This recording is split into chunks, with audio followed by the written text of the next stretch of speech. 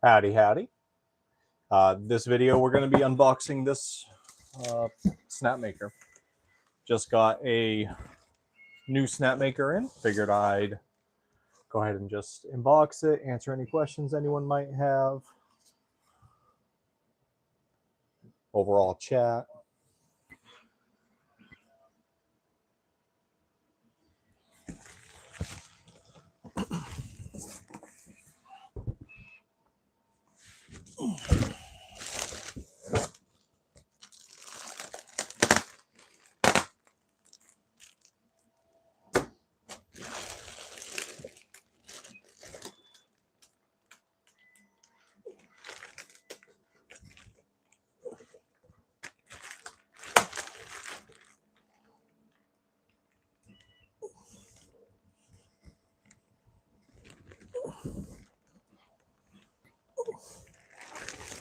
Oh. It's a doozy of a box.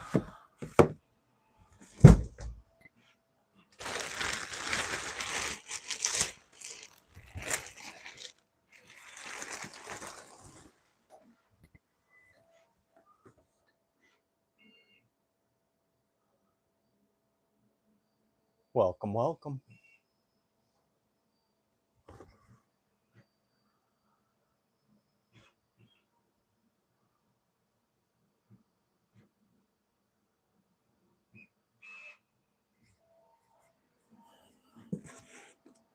How's it going?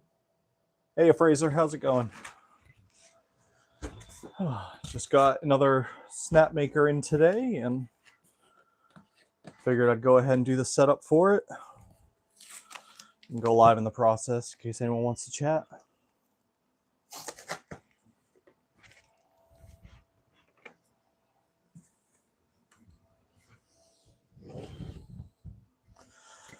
Doing pretty good. It's been busy, but that's kind of good. Just testing a bunch of things. But work's been busy. I'm also testing all these TikTok lives and prepping for this festival. But I love it.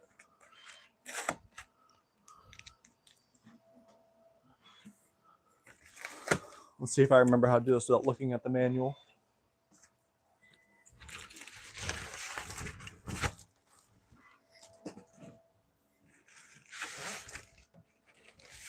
They're getting better. I've got 2 people that join pretty much every single one of them, which is good because I have someone to chat with, which makes it a lot easier. As far as sales, kind of adapting. Started off doing some giveaways to bring some people in.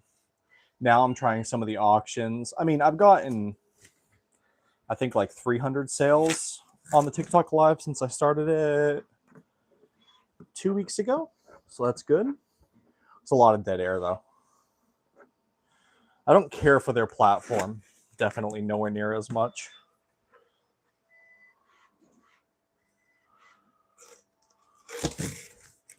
But it's definitely the one you want to go with if you are, or it's got a high potential to be able to make good sales, is what I'm understanding. Yeah, I mean, I've gone from, I had like 20 followers before, but I was kind of just pushing the same short content that I do just onto TikTok. And now I'm up to like 140 followers, so that's good. I told myself I'm just going all in on it. Normally I would actually be doing a TikTok live today, but I really wanted to unbox this. So, but I told myself I'm going to do Monday through Thursday the TikTok lives until the end of March. And then I'll determine how I want to do it. So I'm doing it 4 days a week. I think realistically, I'm probably going to only do it 2 days a week at the end of this. But yeah.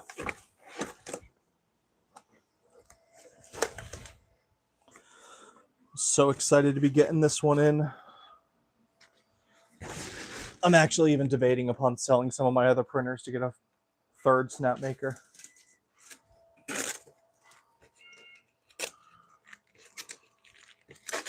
But I haven't quite decided on that one yet.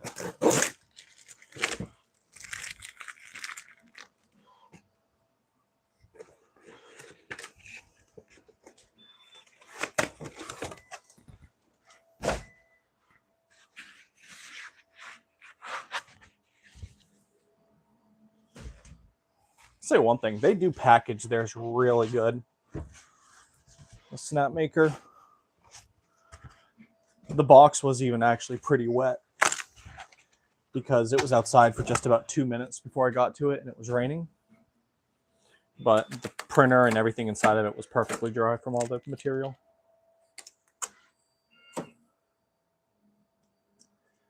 I agree. I have always been, which is funny because I do the YouTube now, I've always been pretty, I don't want to say anti-social media, but aside from YouTube, I never really had anything. Now, of course, that's changed because I'm trying to push business. I would not have probably have gotten TikTok if it wasn't for the business. How's it going, Adam?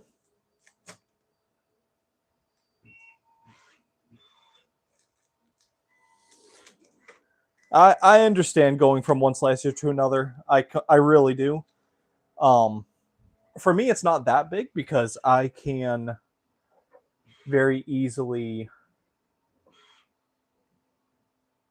I can very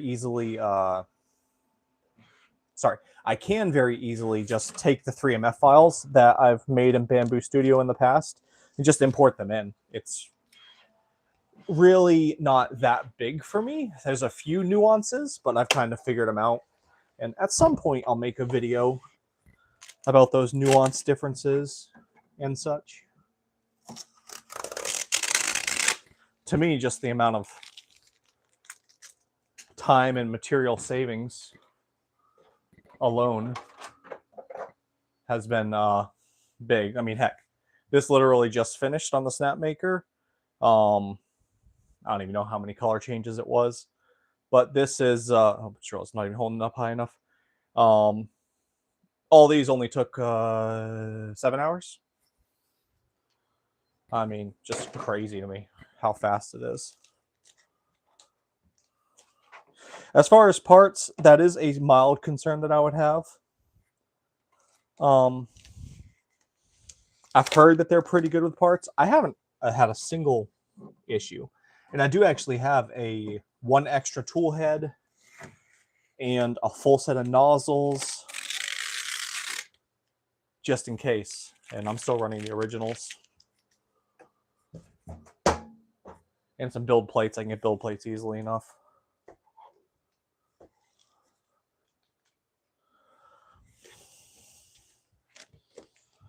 Oops, I just realized I'm totally removing all this stuff. I don't even have this part removed. There we go.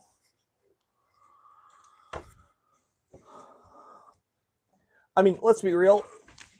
If Bambu's H2C was, let's see, how much would I do it for? If their H2C was $1,300 or $1,400, I'd go for that one instead. Although the time speed is still faster on the Snapmaker, and I installed it, but I haven't had a chance to play around with it. There's a new app that someone's created that's called the Snapmaker Full Spectrum that seems pretty promising. It's actually able to combine colors. So you can get a yellow and a red to be able to make orange and different shades of orange and such. Now, I understand that it requires a bit of learning, kind of like how QForge is, but I really want to test that out because then that'll unlock all color options. And Adam, I heard that they had bad press. I didn't know anything about them before, and I was just captivated by the promise the price and all that stuff.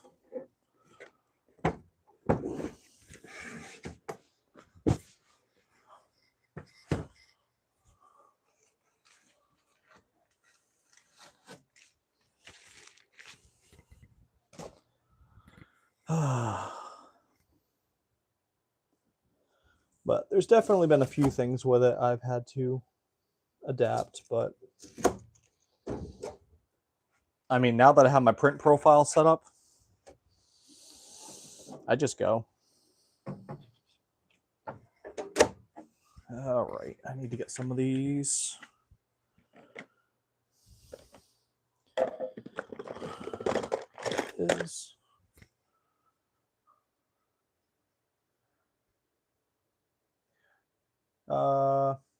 I saw a post somewhere that someone got another company AMS on the Snapmaker. Don't know how true that is. Oh, that'd be pretty cool. I mean, for me, 4 colors is... I just realized I don't even have my light on. Sorry, my thing I normally use just died on me. Like, it no longer is holding it. So I'm using a different mount. So I'm going to have to buy a new one, but it's a little different setup for me. No way. I love my U1 so far. It's awesome. I agree. It's pretty nice. H2C is 4K AUD. That's crazy. I mean, I can pretty much get 3 U1s for the price, because I think it's 2,400, I think. USD. All right, I don't really need this build plate because I use the BQ ones.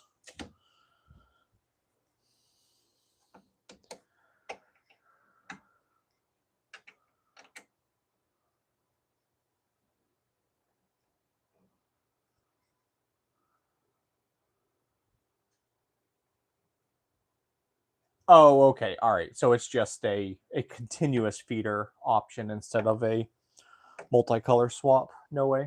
That's interesting. Doesn't really faze me much. The full spectrum thing is something I really want to look into. I need time to test it out, and I haven't had time.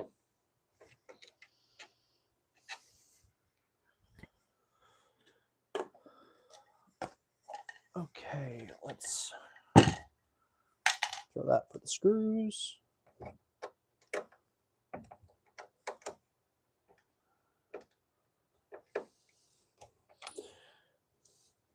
But yeah, I'm actually going to be selling one of my P1Ss. The guy I had purchased it from 6 to 8 months ago. He's wanting to buy it back from me with his tax refund for the same price that he sold it to me for. So that made this purchase right here a lot more justifiable for an additional one.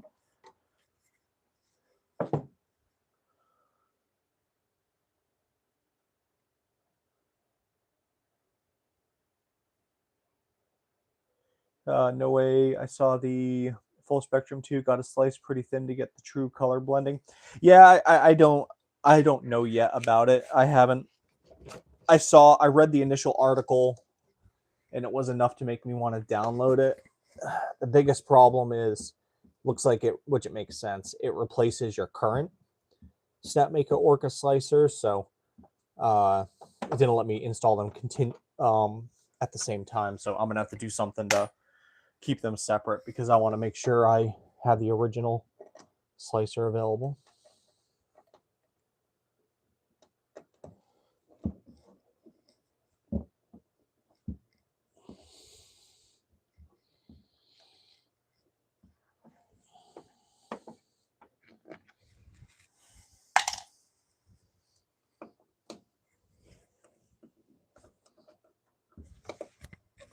I get it. They have to have all these screws in here, but oh my gosh, it's a pain in the butt.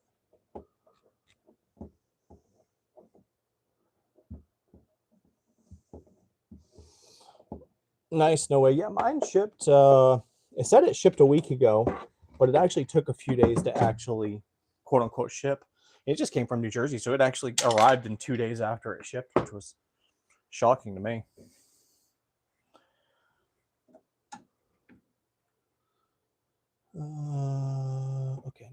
this one.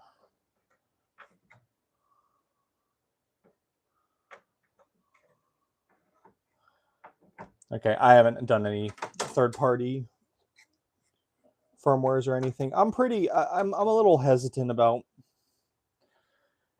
overriding firmware as of now, just because it's so new. But I know you can always just flash it again.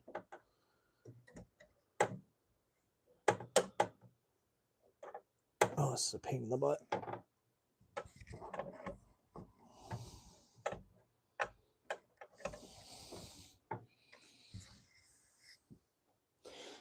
But like I said, I am considering selling my A1 and A1 Mini. I don't really care for the A1 too much, never have. And if I can sell them and get a pretty penny towards the Snapmaker, I'm willing to go down to only 4 printers instead of my 5. If it means having 3 of them be the Snapmaker.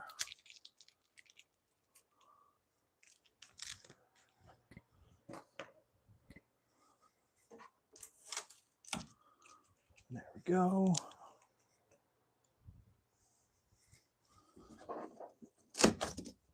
There we go there.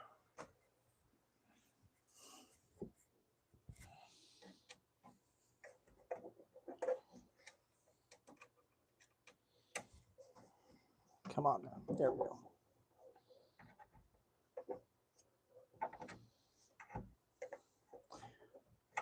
I really need to release a couple more videos on this one, though. I've had some people ask.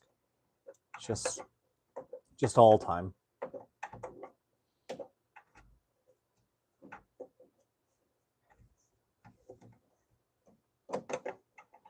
Okay, is that all of it?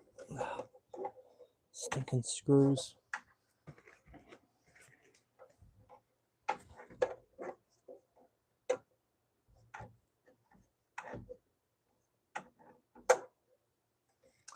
Yeah, I agree. No way. I mean, that's 100% the reason why I bought a second one. As soon as I had a justifiable enough reason to do it.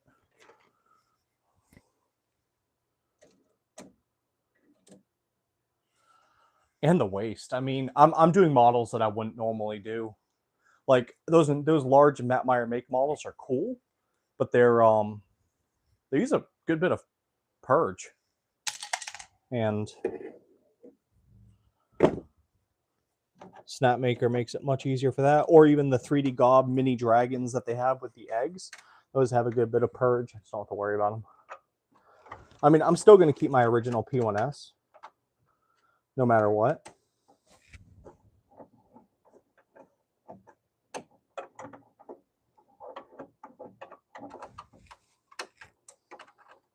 come on, the last stinking one.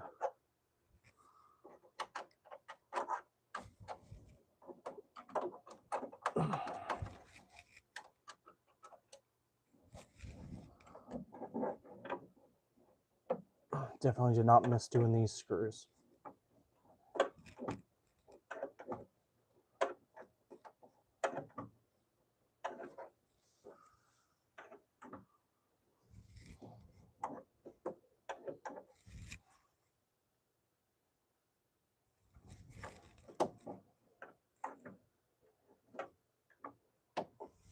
Is the Anycubic Ace Pro they are converting for the use on the U1? They are also using it for color changing. Oh, I don't know anything about that. Oh, it's the Anycubic. Okay. Oh, I see. I see. That's what you're saying. You were talking about.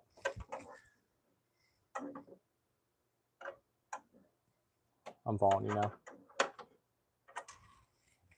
Jeez, there's the last stinking screw for that.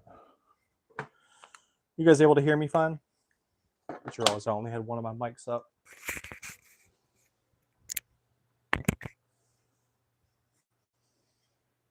Perfect. I really won the end of deciding whether to get a Snapmaker, but I believe Bambu will soon release something new to compete. Stuff I've read about Snapmaker before the U1. I get that. Yeah, I've heard some rumors about a new potential P series. Like I heard like a P1C, which would have like something similar to a vortex system. You know, that is one thing that has mildly annoyed me. I mean, I love Bambu, mind you. I'm not dissing them. Well, that's one thing that has mildly annoyed me about Bambu lately is they've been pumping out printers like, I mean, I know there are different variations, but still, like I feel like the H2S really should have been announced after the H2C. I think if the H2C would have been announced before, it would have been a huge change. Give me a piece. Yeah, exactly. Pea-sized Bambu tool changer.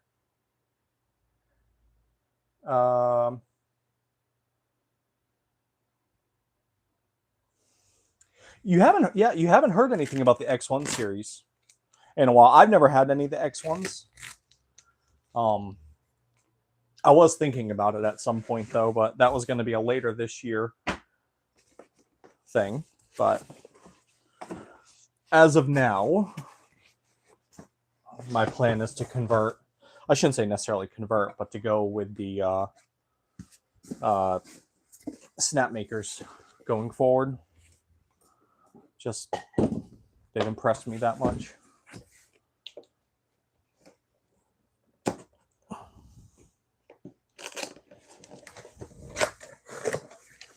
Oh, sweet. I forgot it comes with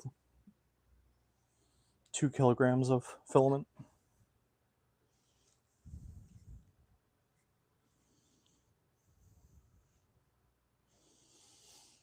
There we go. Let me unplug this and this. Sorry, I need to find a spot to plug in this printer. Here we go. The spot I have it in isn't great for. There, that'll work. All right. So this is just my filament. I can put it to the side for now. Oh, a little, I shouldn't say spoiler, but just something. I decided to jump on 3D Misfits Patreon and tested a bunch of these mag buddies. I'll let you know how they go after the festival this week. But so far, I'm actually impressed. On the Snapmaker, they're pretty good. On some of the other ones, the color optimization, the way they're designed, isn't as ideal. But I've been pretty impressed with them.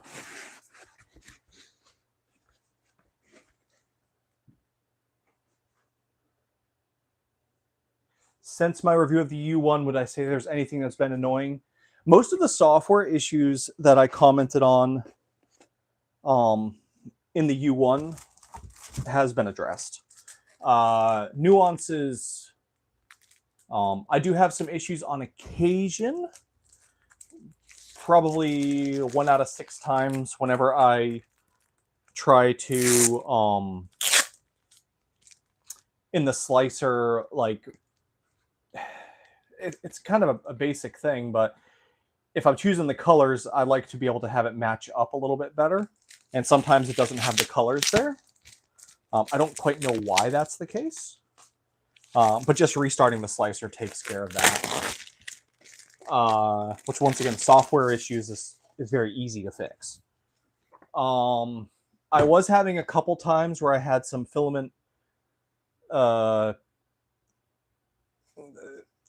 like if I was releasing the filament, I was having a couple issues with it releasing, but that was maybe 2 or 3 times total, and it hasn't happened in probably about a month.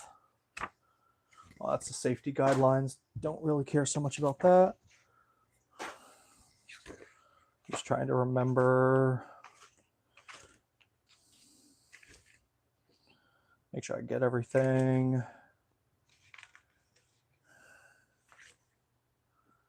Yep, I got those screws. I got those screws. I removed the tape. I removed that. I removed that.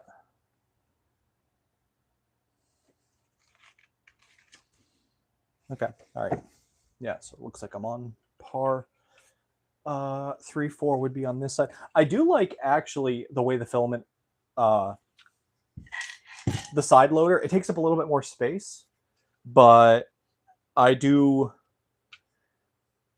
like it to be able to put loose filament in it. It's very nice.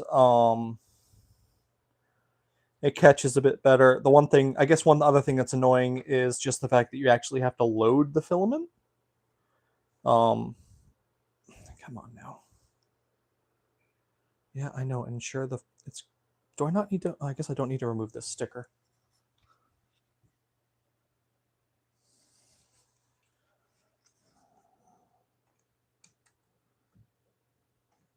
There we go. Let me think.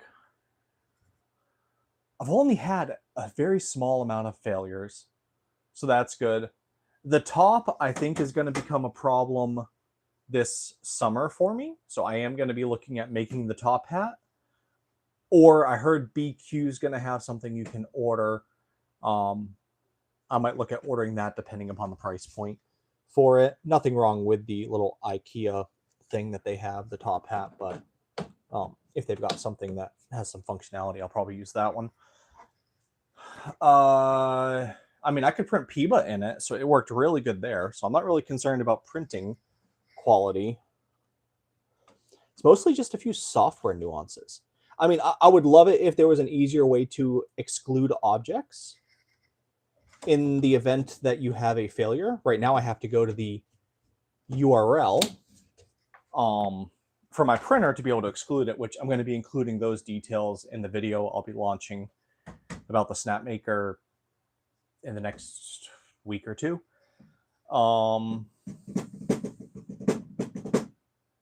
But once again, that's just software stuff that hopefully they'll patch and fix. I'll try to think of anything else offhand. How well does it recover from filament run? Oh, perfectly. I run this thing out of filament all the time because I'll put my loose filaments through it all the time. Just because of this feeder is much easier. Which I just realized you probably can't see down. You don't really need to see that part.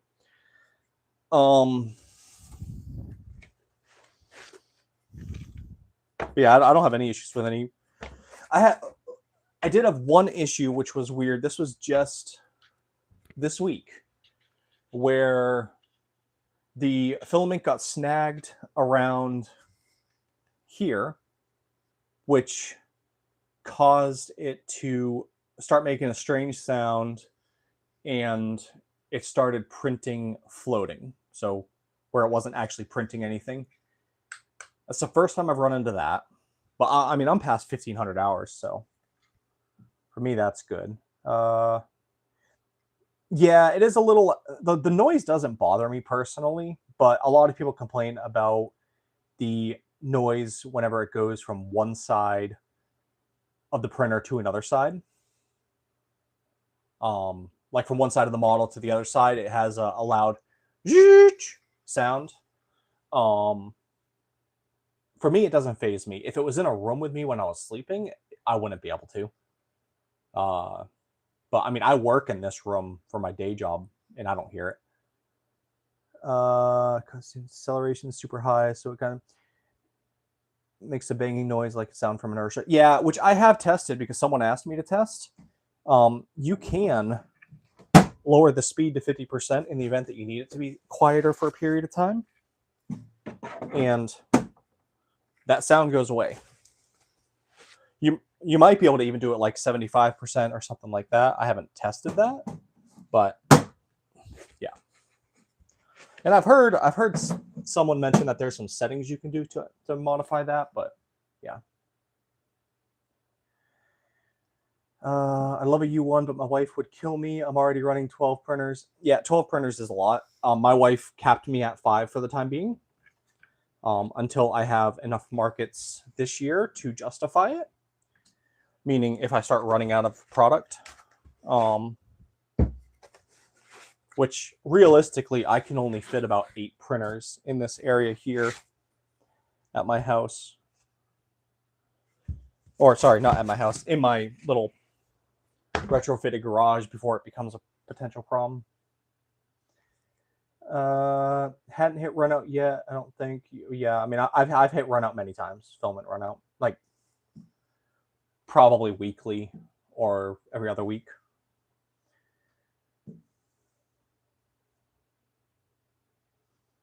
I have only six prepping my wife to get more. Let's see how it goes. Well, Fraser, do you sell? I mean, if you're selling and you're making enough money to warrant it, and you're running out of product, I mean that kind of is a big thing, or much easier to justify.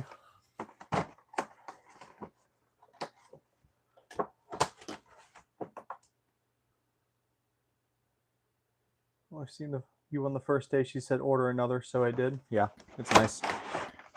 My wife likes it too because I'm willing to do more projects for the kids and for her work.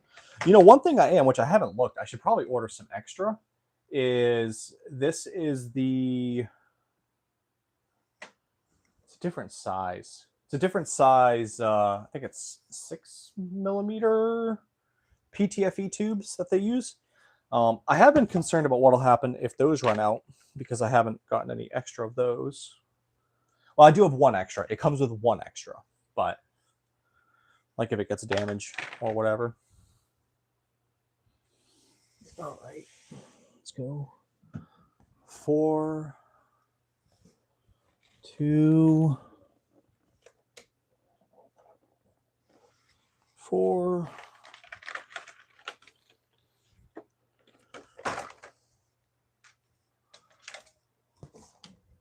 Sorry, getting the back of my head.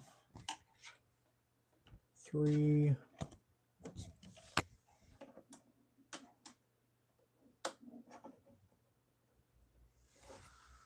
3.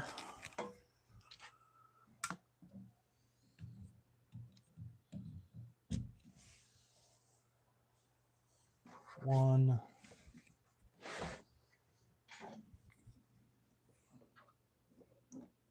Or I mean 2 to 2. And 1. Come on now.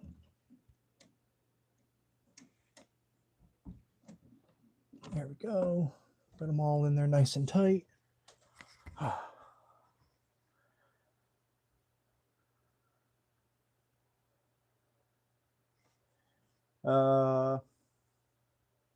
Live on and on. There's periods of no markets. I mean, I understand that. I'm about to be hitting my regular markets. I have this market this Saturday, which is supposed to be a pretty big one.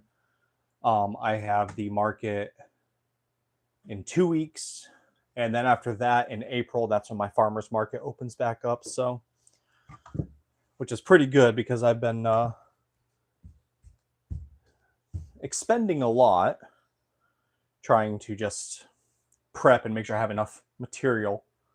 So that's good there. That's nice though. Even with a month of solid printing, you sold almost all of it. That's great. I mean, I'd love to sell out at this market coming up. I think I did my math. If I sell out, it'll be about $6,000. I highly doubt I'm going to sell out though. The only time I've come close to selling out was at the Pineville market. All right, let's see. I'm pretty sure the next step is just to... Yep, I've got those all connected.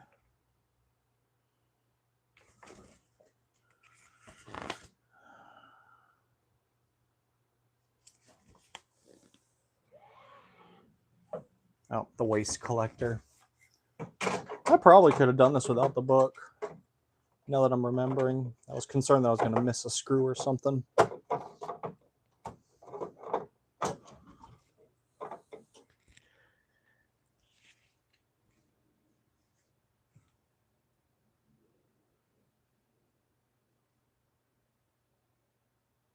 Now, no way really. One, I'm not sure if I haven't really mentioned it much, but one thing I've done to help kick some of the tower waste is because there's not really much purging, it's really just priming. I've actually cut my tower in half. Not sure if you've looked at it. That's kind of cut a lot of my waste that I've done in half. Okay, so this is this one right here.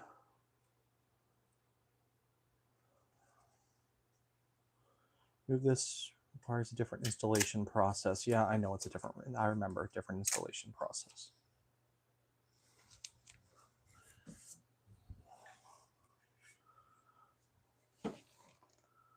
Let's see.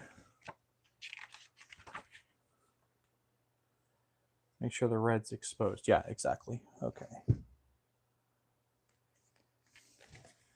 All right.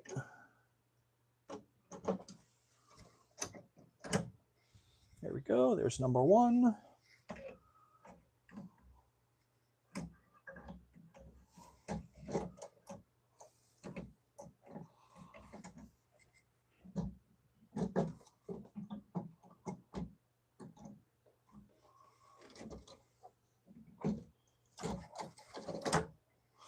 Number two. Oops, gotta push that over. There we go.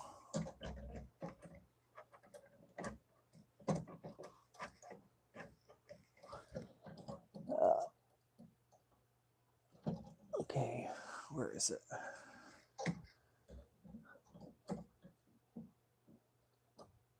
Oh, there we go, number three. And toolhead number four is done.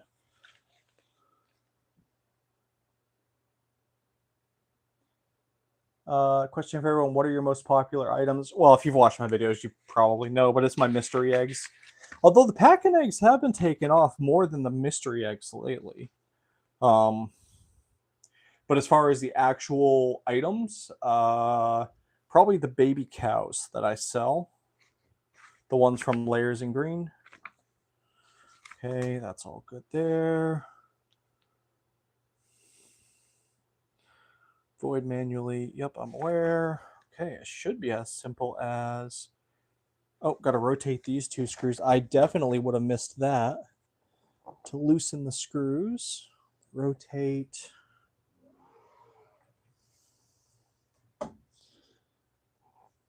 On the back? Oh, on the back.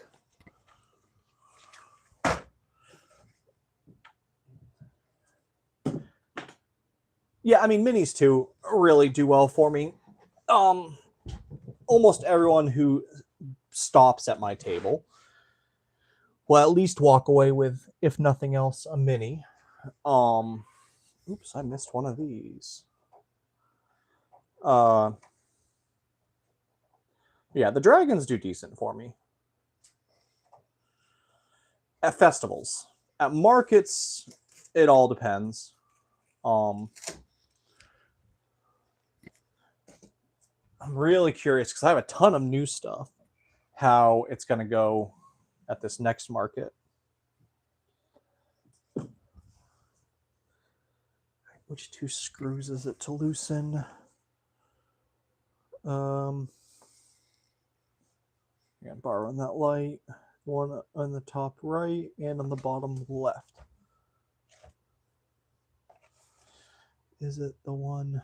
Okay, this one right here.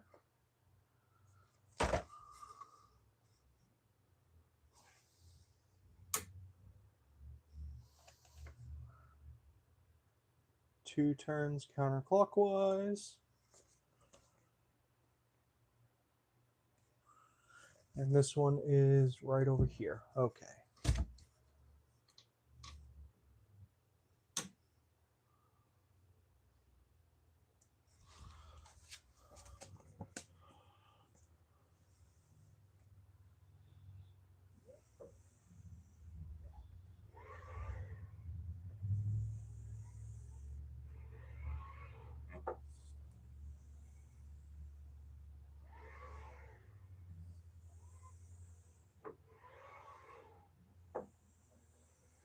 There we go. Got that swapper done.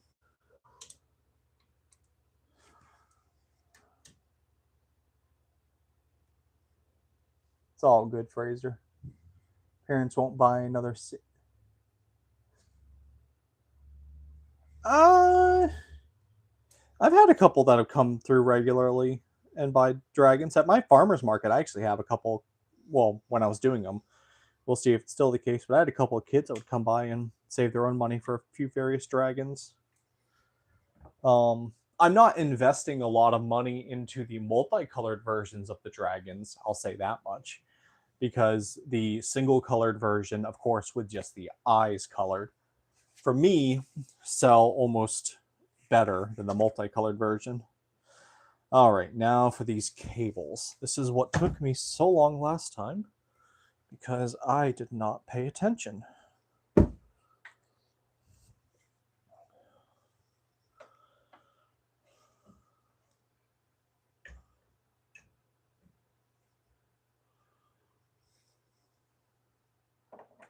I don't remember how I messed that up before.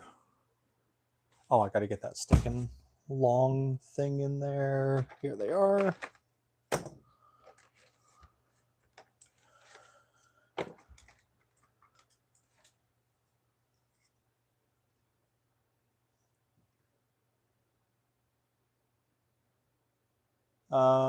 Dragons are my lowest selling item, David said. I've had a couple times where that's been the case. I still keep them around because they either go like hotcakes or meh.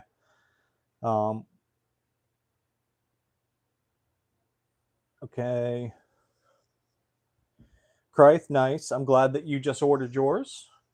I'm 100% messing with you, but I hope you used my referral link. I'm kidding around. Although I have been gracious. I have actually had a few people that have used my referral link, and that means a lot to me because it allowed me to be able to get this one cheaper.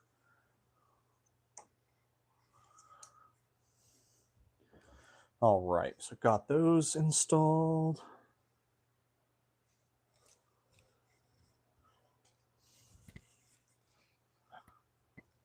All right, let me do this one now.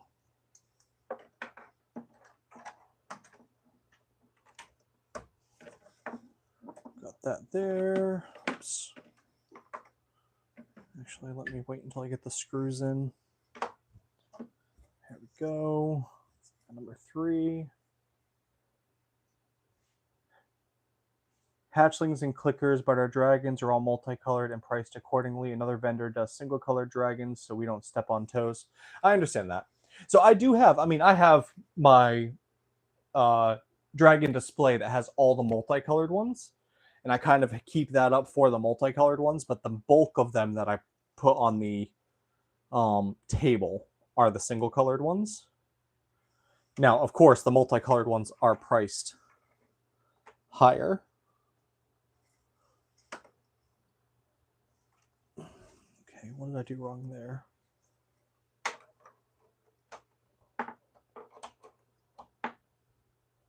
There we go. Got number 3. I probably need to get the screws here. I've heard the Pokeballs and the Pokeball clickers do very good. I'm just, call me a pansy, but I don't want to touch trademark stuff. I mean, I have those mechanical Pokemon that I have at my table, but those are technically just to draw people in. Now, I've always said if someone pays the price I'm willing to pay for it, I'll sell it to them. But those are also modified enough to where I can justify it in my head. I actually had this conversation just the other day with it. I was pre-order / beta testing for the S1 Cobra, so it will be a while before I look at the Max. Hopefully I can get an Ace 2. Okay. The new badges from Matt Meyer. Oh, really? They have sold well? See, I haven't printed one of those because I didn't think they were cool looking. But if you're saying that they sold well, I will have to give it a shot. Where are the screws? Are these the screws? Those are not the screws. Are these the screws? These are the screws. Okay. Should be just these 3. I'm sorry, not 3. There's more than 3. Yeah, the so far I've only sold out of the Matt Meyer makes larger models. I sold a wolf yesterday, which I just printed 2 of them. the way I'm doing their larger models is if I sell out of it, I'm starting off with just one each, and if I sell out, I'll print 2 of them to offset it. Okay, what am I doing wrong here? Those are the same screws. That should work. Did I do something wrong again? No, that should be right. Please don't tell me I'm an idiot again.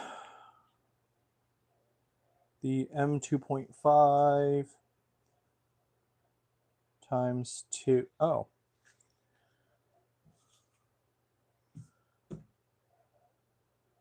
That says 2.6 times 10. Okay, that's the wrong screws. So I was an idiot. So sorry, I've sold the wolf. I've sold a turtle. I've sold a cow, although technically the cow is discounted because it was slightly damaged. And I sold a squirrel. Those are the only ones from Matt Meyer, the only large models from Matt Meyer make that I've sold so far. Now I'm doing the full size that they come in. I'm not shrinking them down as of yet.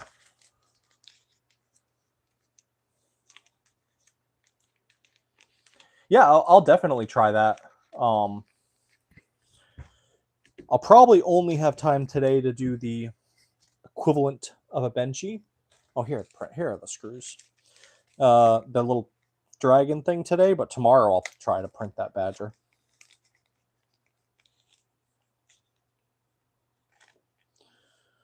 You know, I thought the horses for me would sell a little bit faster, but I haven't sold a horse. I had one person interested on my Etsy page for the unicorn, but they never, like, they were even asking how to make sure that they ordered the right color, but they never ended up actually ordering it. Okay, that's screwing in fine.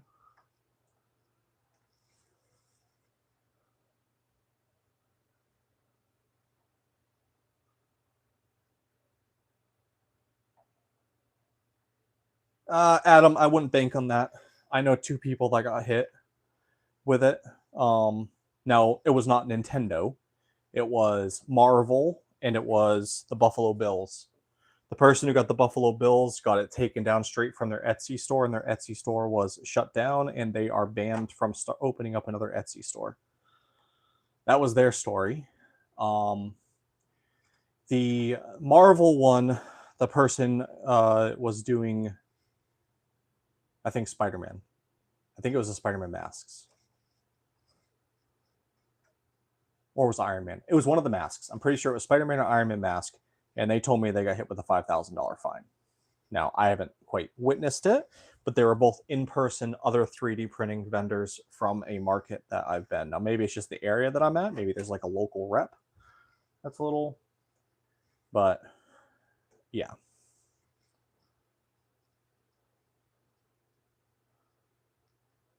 Yeah, you know, I mean, I wouldn't expect you to put it on Etsy. That would be silly. I mean, I still think the chance of you getting caught at a festival would be very low, but with me doing YouTube, it's definitely a higher chance for me because if I start just showcasing things and all that stuff, I think that would also put a little bit more of a target on me too. But I've really been thinking about it because I was looking at, there's a new YouTuber that I've been watching. I actually commented on his video earlier today. I think it was basically Bensky. He's great. If you guys are looking for another 3D printer to watch his videos, he's got more printers than me, and he kind of did a nice breakdown video today. And I actually was talking to him about that, and that actually brought up the conversation today about it. But yeah.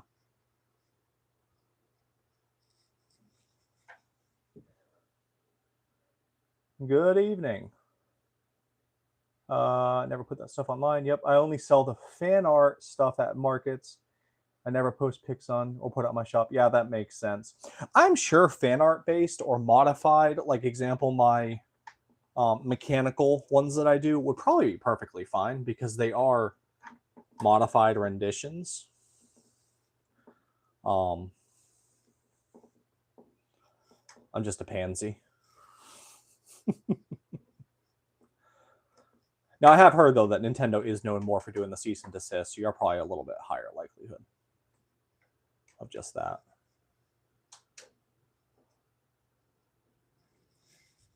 Mike Shepard, I just got mine. We'll start setting it up in a half hour. Nice.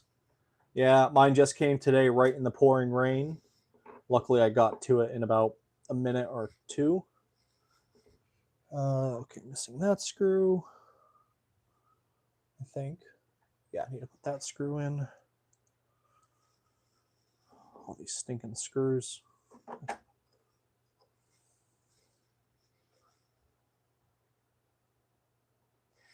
Basically, Bensky is what his name is. He's got about 2,400 subscribers right now. He's done a few Snapmaker videos as well, which is what got him on my radar. But he's also got some H2Cs and a few other things. But he does pretty good. Today, he released a video talking about a market breakdown that he recently did, how much he made and stuff like that. I thought it was really insightful. I thought it was a pretty good, but yeah, he actually puts more production effort into his videos than I do too.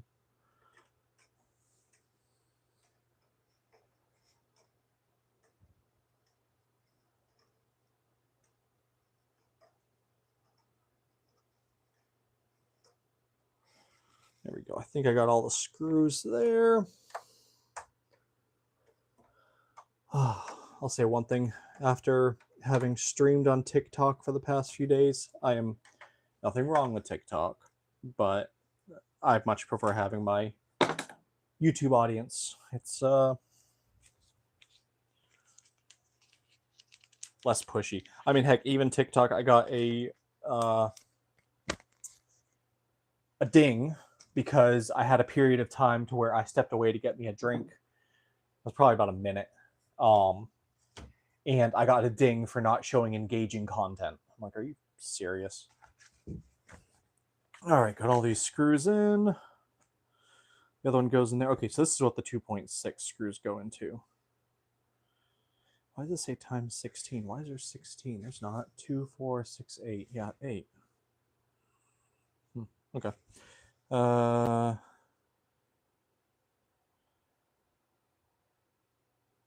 Yeah, we'll do these now.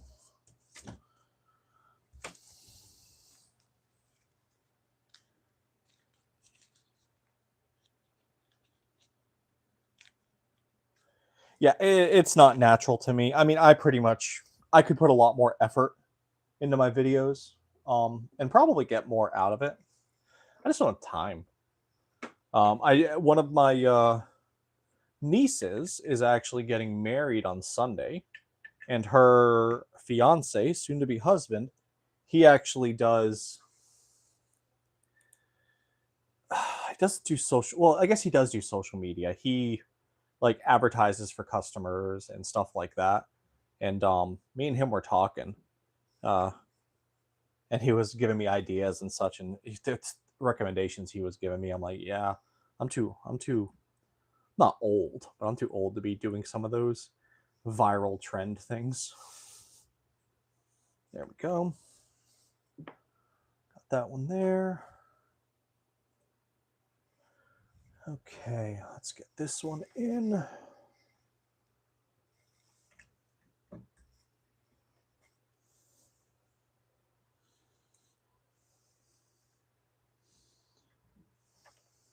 we go. So about the Snapmaker, I will say one thing that I do like also is, which I think some of the H series printers have this, but it has like spaghetti detection, and it has like it'll detect if like a small piece of purge falls onto a build plate. That has been pretty nice. I've had that happen a couple times. Not that it probably would have caused a problem.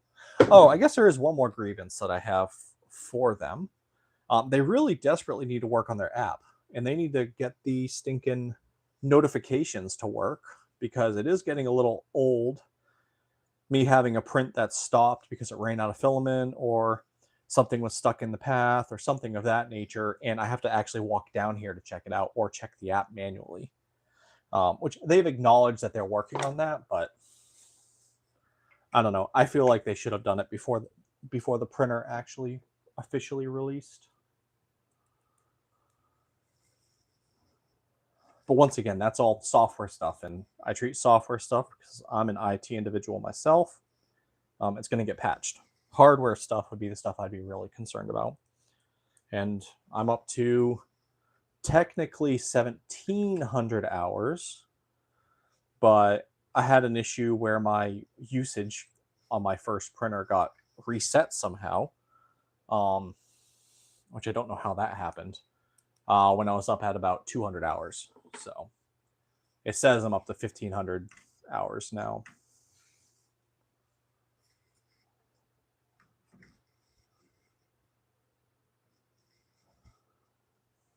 All right, got the last screw. There's definitely a lot of stinking screws in this thing.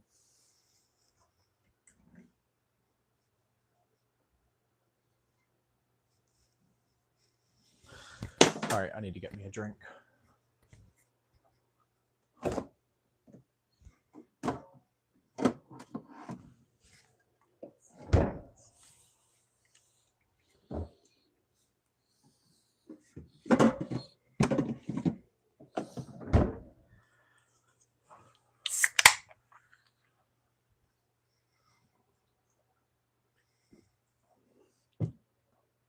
Oh, there we go.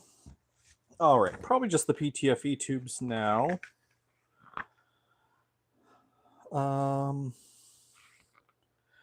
Yep, put the PTFE tubes, 6mm filament tubes. Yeah.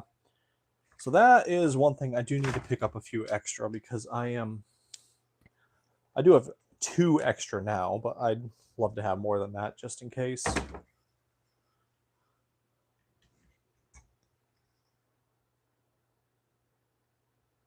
Well, I don't know if it reset. I guess I shouldn't say reset. That's probably the wrong word. It was very inaccurate until the second firmware update because I had put at least 200 print hours into it, and it only said I had put like 20 or 25 hours. And I know for a fact I had put substantially more into it. And then a filament,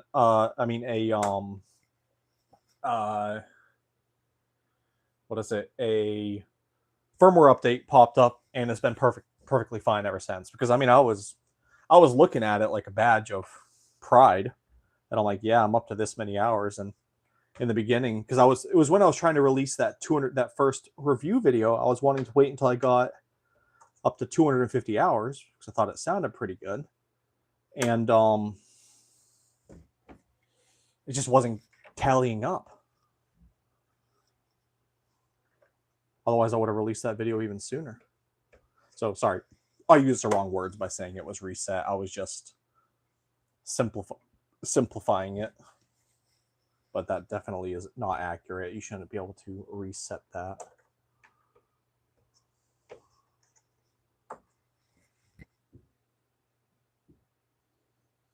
I just ordered a roll of PTFE tubes. The inner is star-shaped, not round. It's supposed to have less.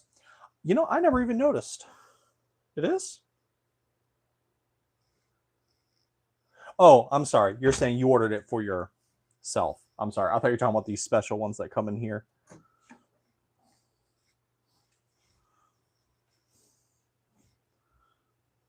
Ah, there we go. Let me fix this. Because I did not do that right. Oy.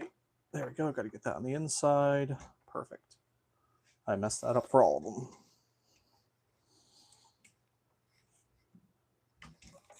There we go.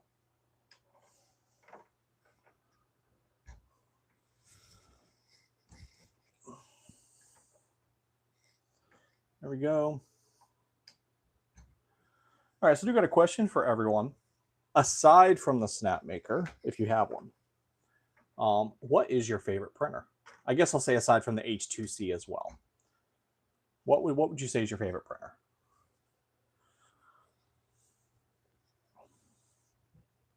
I'd love to get input there. Really, the one I'm really curious about is P1S versus A1s.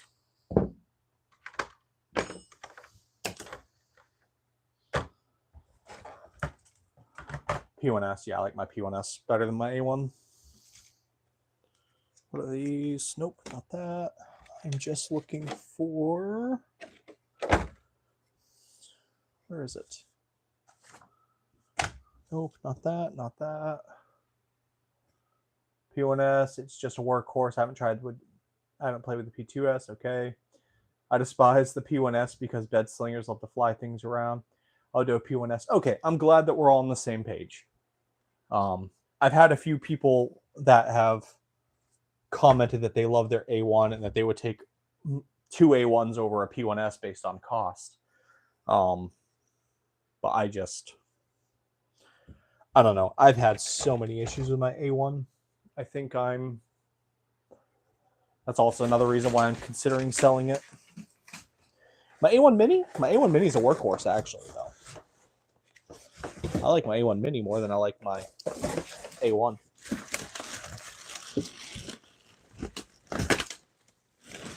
What are those things? Okay, it's got to be in here somewhere. Oh, it's on the underside. Oh, those attachments. Okay.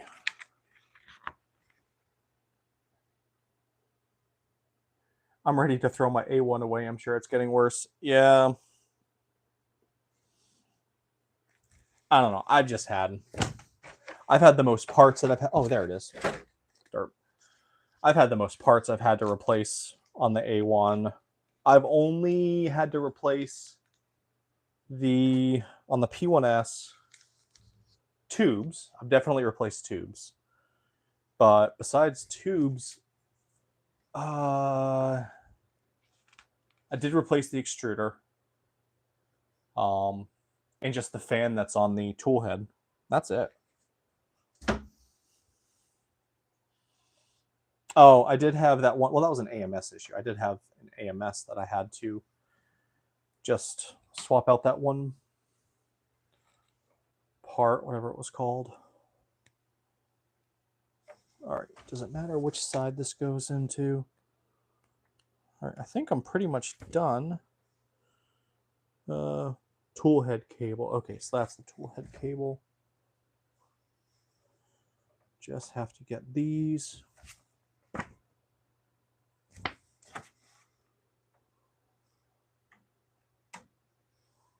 Okay, I did the right one there.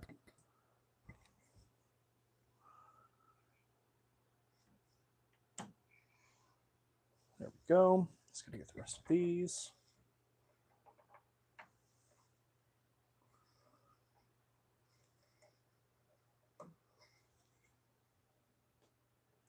Yeah, the bearing support block. That's what I had to replace. But that was on the AMS. But the A1, I've swapped out the entire tool head. I've swapped out a couple cables. Now, I will say Bambu support has taken care of it all. For the most, well, not all, most of it. Oh, I swapped out the heater assembly on the A1. Not heater assembly, that's the wrong word, but it's one of the heating element thing that's in the front.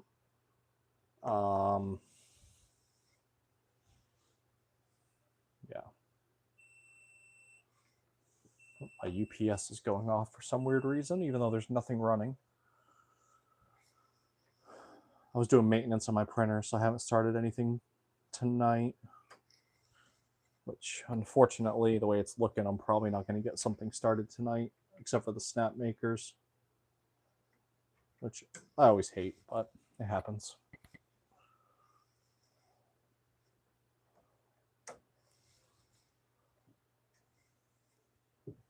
A1 Mini is a workhorse for fidget clickers.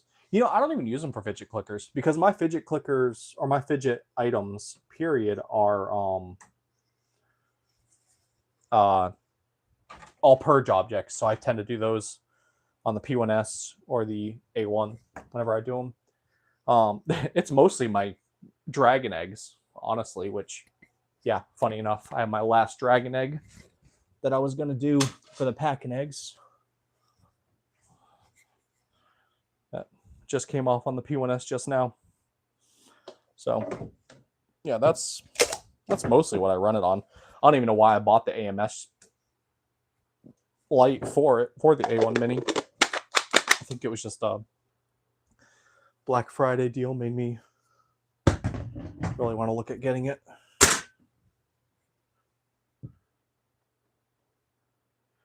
The fidget ball that I've been using, which this is the larger version of it, I'm doing the smaller one. This one's great. Prints very easily. Now I have broken one of them by dropping it on the ground.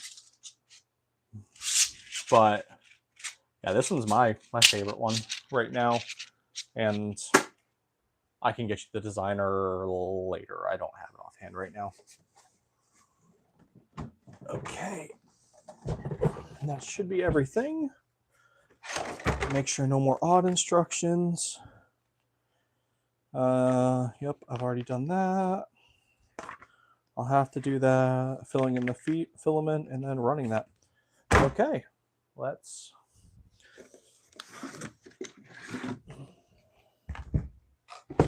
mine as well. Sorry, there we go.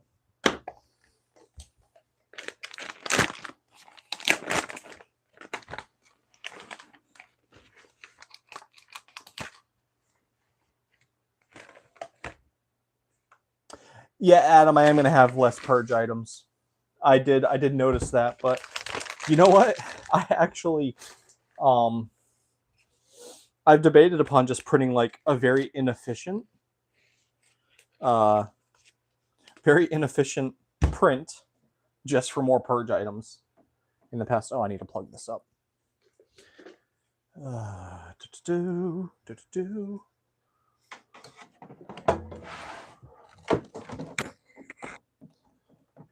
Oddly enough, the new, which I would never do it normally, but I've done it a couple times because it looks cool. The new fidget item I've been doing is these. They use a lot of material though. But these little starfish I've had a lot of people that have been liking them. Now, I haven't taken it to a market. No, I did take one to a market. No, two to a market, and I sold the two at the market. But if I have a lot of purge, I've actually been purging into them, and it makes a really cool look. Now, it takes up a ton of space on the build plate, so I don't do it that often. But I did it for a couple models this week that I was printing. So I have like 5 of them in a purge state. There we go.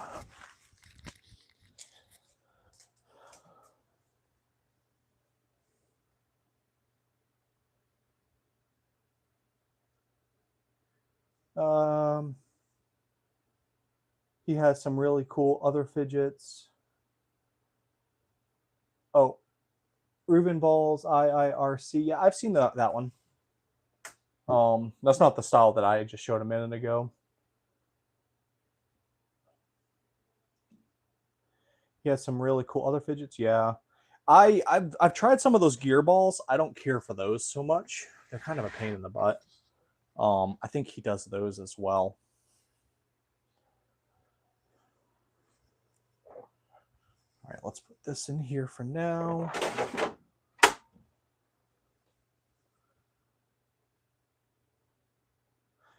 Chucking your nearly empty rolls through would also work for fidget items. I do that for my dragon eggs. Okay, let me... Oh, crap. I cannot configure this to my account yet. I'll have to do it later because my phone is my camera.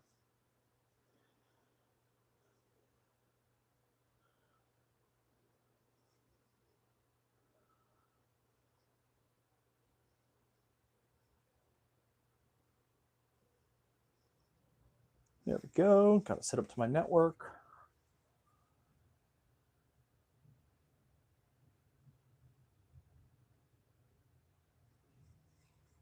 So it runs out of all 4. You load 4 more. Yeah, I mean, I've done that before for some stuff, but set up later. We'll perform these calibrations. Okay. All right, we got calibrations going. I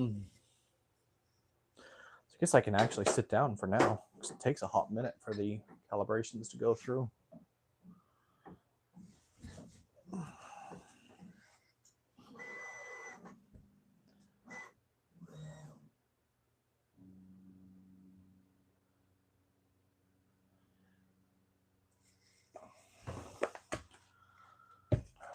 So who all's got a market this weekend? Anyone else?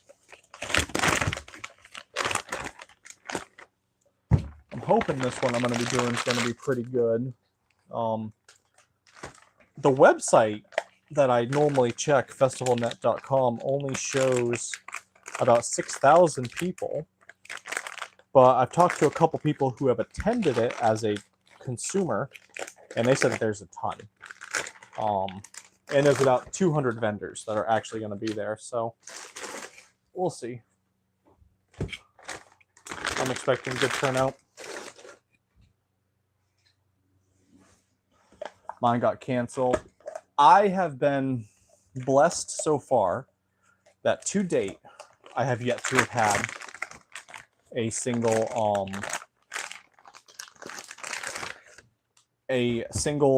market that's been canceled.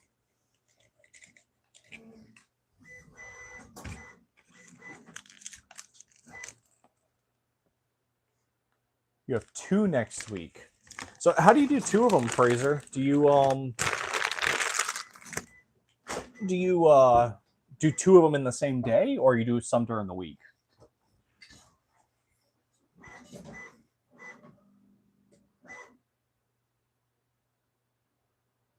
Non-stop rain for the past 3 months. Oh, that's crazy, Adam. Yeah, I have the St. Patrick's Day Festival this weekend.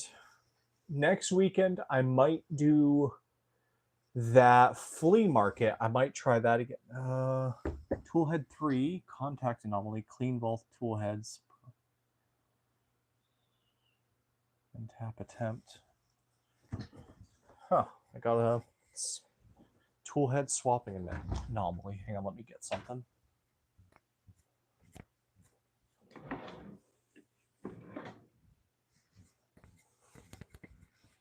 Oh, I just realized I went to go get a microfiber cloth and it comes with one.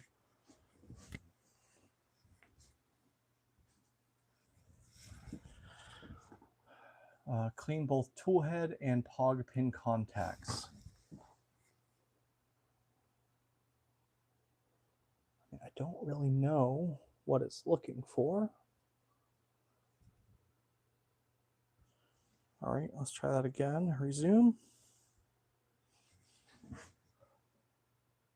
Reinstall it. Let's see. All right, that's back in there. Resume. One on Friday, one on Saturday. Okay, yeah, that makes more sense. I haven't really done any Friday markets, but my Fridays are busy. I have guys. So I work, of course, and then after that, I actually have a group of guys that come over and in this room, which I can't do it with this camera mount.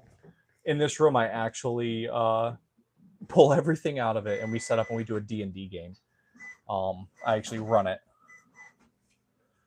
So my Fridays are always occupied for the most part.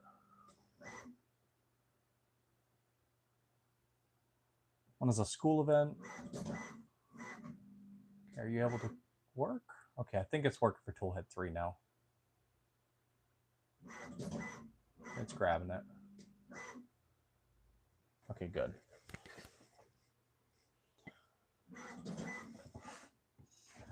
Nope. Pogo pin contact anomaly. Both the toolhead and the pogo pin contacts use a dust-free cloth. Okay. I don't know what the heck's the pogo pin.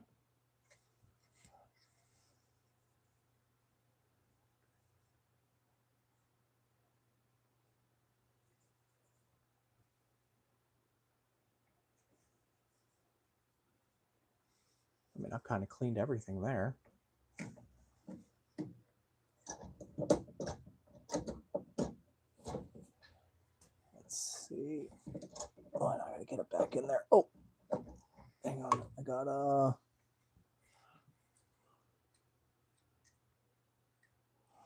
There we go. Oh, was that maybe it? Did I not have that there? Maybe that was it. No, that looked right. Huh. Toggle pins are the gold looking contacts on the head connector. Oh, okay. Well, I just wiped those again. I mean, it did it for 1 and 2, so let's try this again.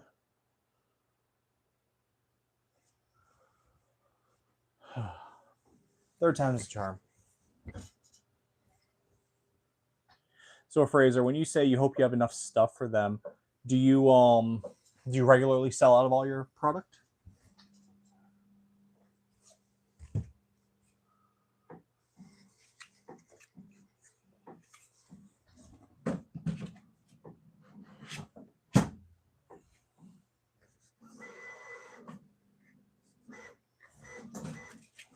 Okay.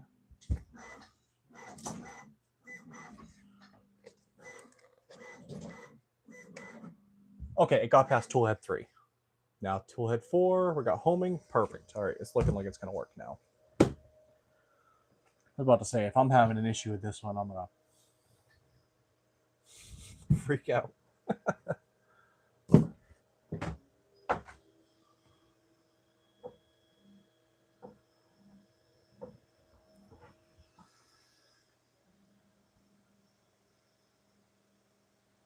Okay, all right.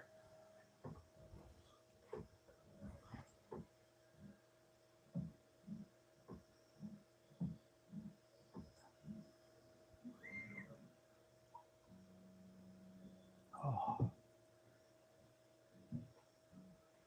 Yeah, I've been actually, I did sell out of an event before, but that was a year ago when I did my first festival ever in Shelby. I pretty much sold out of almost everything that we had there. I sold out of all of our eggs that we had done, all of our dragons, I think. We barely had anything left, which I'm excited I got back into that festival for next month. And that one is a low vendor festival. They have a lot of people that come through, but they tend to only have about 10 to 20 max vendors that'll be there. So I'm looking forward to that. All right, this silly cleaning thing that we got to do. There we go. Clean, clean, clean. Next.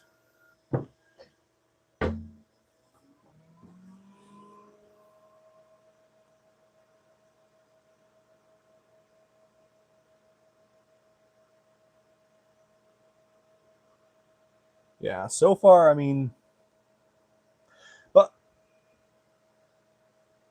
I don't know. I think I do half decent at the festivals. Every festival I've done, I've been very, not every festival, let me not lie. Most of the festivals that I've done, I felt pretty confident that I've been some of the higher tier individuals. Although the last festival I did in December, there was one popcorn guy that was across from me. Dude sold out with popcorn. He had like the fancy popcorn. He was telling me it's his full-time job. He makes bank. I was so surprised.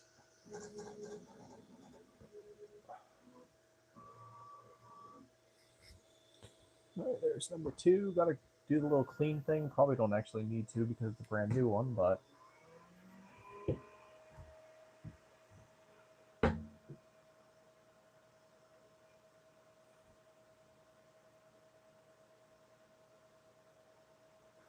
so I am curious. Has anyone else tested out the new 3D Misfits magnet buddies that Hamel's House of 3D Printing is doing?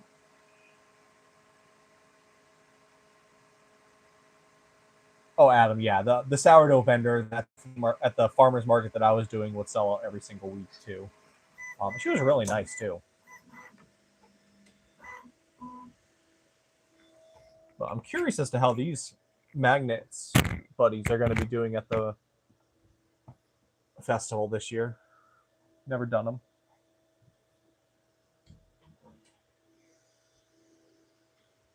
But so far, I've had a a couple people on TikTok Live who purchased some. All right, number 3. There we go. Getting close to getting done with this calibration, hopefully.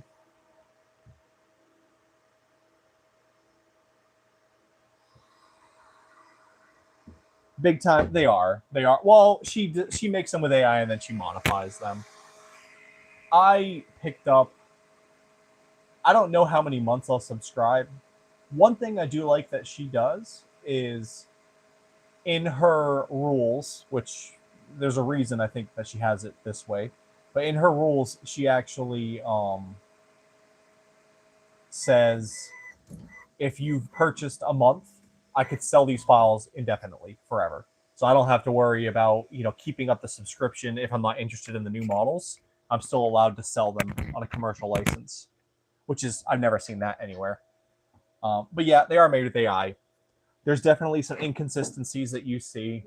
Like you're going to see like this particular squirrel is a little off for it.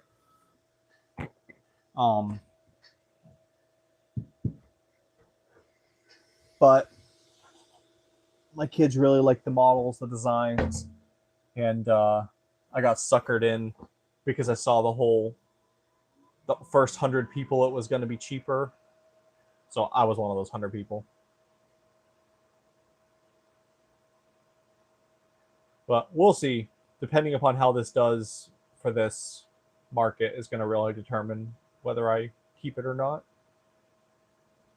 Well, on TikTok, it's been pretty good. Like I've had a couple go each day or each box that's sold. My daughters love them too.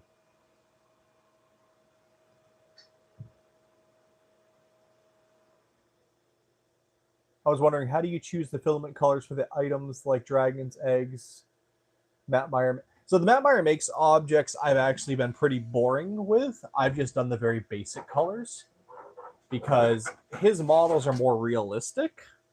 So far, I've just kind of kept it consistent to those colors. For other ones, I tend to have my daughters help pick, which has been a problem because I've realized I've actually done a lot of pinks and purples and light blues, so I'm having to diversify a little bit more. Yeah.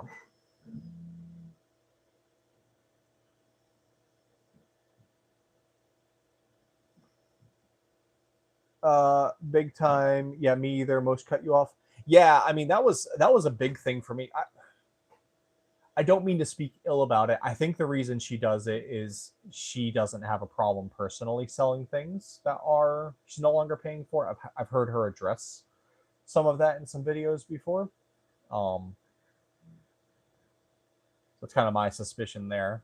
But I like knowing that I've got the contract that states that that's perfectly fine. And the beginning models so far, I mean, I didn't print them all, but I just printed a good batch of them, and I like most of them. I think they're cute. Yeah, sure, they're made with AI, but I know she does spend time modifying a lot of them and such. Yes, the U1 does great with Matt Meyer. With the amount of color changes he has, I won't do some of the minier, the smaller Matt Meyer makes ones. I'll do on my other printers, but past that, the large models, I only do those. I mean, example, another YouTuber that I watch, and he's pretty new to it. He actually watches my videos too.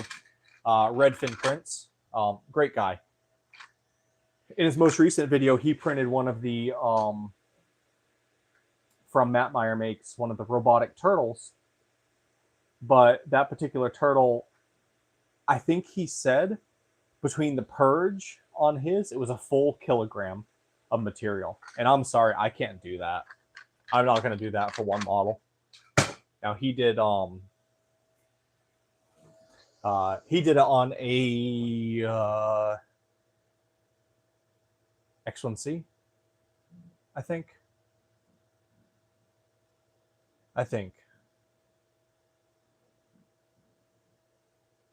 He might have the H2S. I know he does not have the H2C. I don't know which one he has, but yeah, I'll only do his large models on the Snapmaker.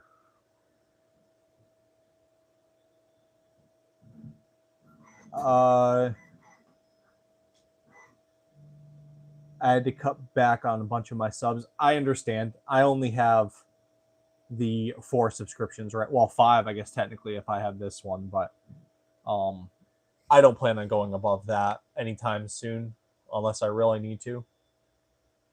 I guess 6. I technically got popular prints for this month to see how. I don't remember who it was. Someone had mentioned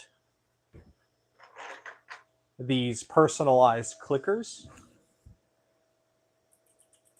that you can put the letters in, selling really good at their markets, and I really decided to try it. So I did buy it for this one. So I guess I lied. I'm up to 6 right now. I don't want to stay at 6. So we'll see which one survives the cut.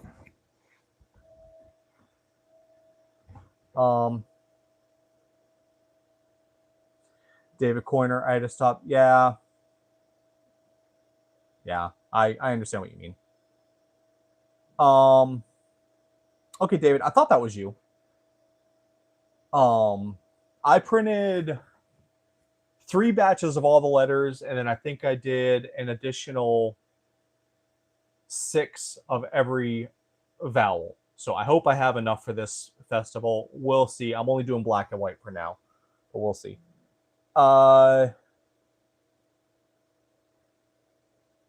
Big time. If you decide to add on print verse, I haven't seen print verse. Tune Factory, I've seen. My wife thinks the models look silly. So that's one of the reasons I haven't done those. And I have seen a lot of Tune Factory out there. They're the ones with the bone dinos, right? I think I've seen them everywhere. Heck, I've even seen those sold in some stores. Now, of course, I think those are Temu ones that are sold in stores, but still.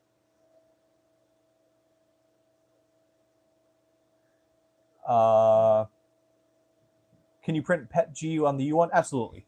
I have printed PLA, Pet G, TPU, and PBA on it. That's all the materials I've wanted to print. I haven't tried. I've seen people do ABS on them if it has a top hat. I mean I think it's called the Next Layer. I think he's done a few hardcore tests on it, some carbon fibers that he's run through it, and it's done pretty good. Oh, Flexi Factory, big time. Thank you. I did get that mixed up. I think I don't know who Tune is then. Tune Factory. Dakota, you have the top hat on yours. So did you? I'm assuming you did the IKEA top hat, or did you actually buy one of the official ones?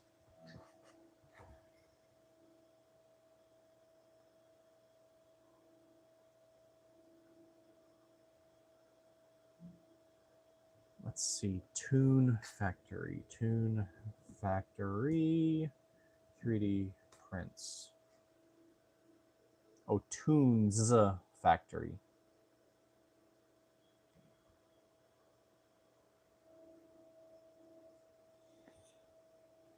Let's see. I will say, I wish more places put their stuff on things. I prefer things over Patreon personally. Tunes Factory is pretty good. They look pretty cool. I hadn't seen them before though, so that's good to know. The Walmart top hat. I've seen the IKEA one, not the Walmart one. I'm gonna look at doing it at some point. I have such a tight space between my filament rack that's behind the U1. I had avoided doing it. But I think I'm gonna have to soon. We'll see. All right, device calibration still on 1 of 3. It's calibrating tool heads.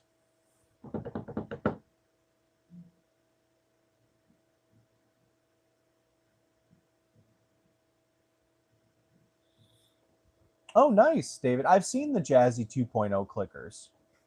I was looking at them. They looked pretty cool. Is that the only thing that you've designed, or do you design some other stuff too?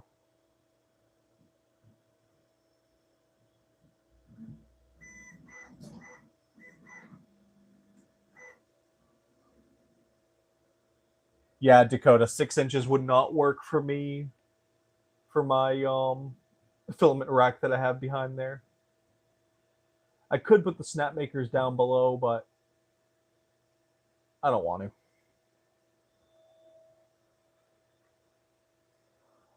Oh, I forgot how long this calibration takes. I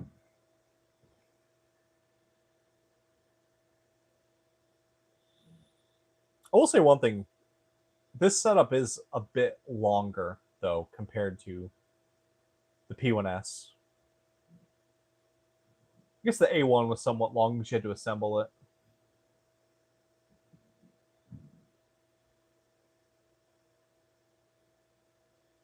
So it's 3 more minutes left on step 1. Oh.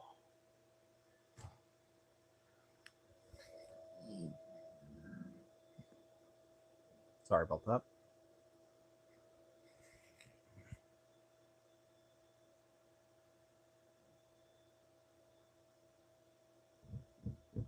Oh, wow. I just realized we got about 30 people watching. Watching me just stare at this printer right now. It's shocking.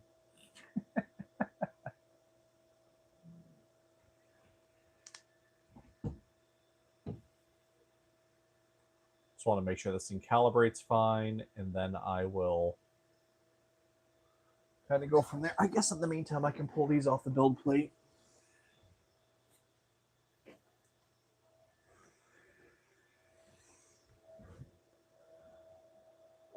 Jerry Martin, got my U1 last week, and I'm ready to replace all my Bambu printers. Exactly. That's why I got my second U1.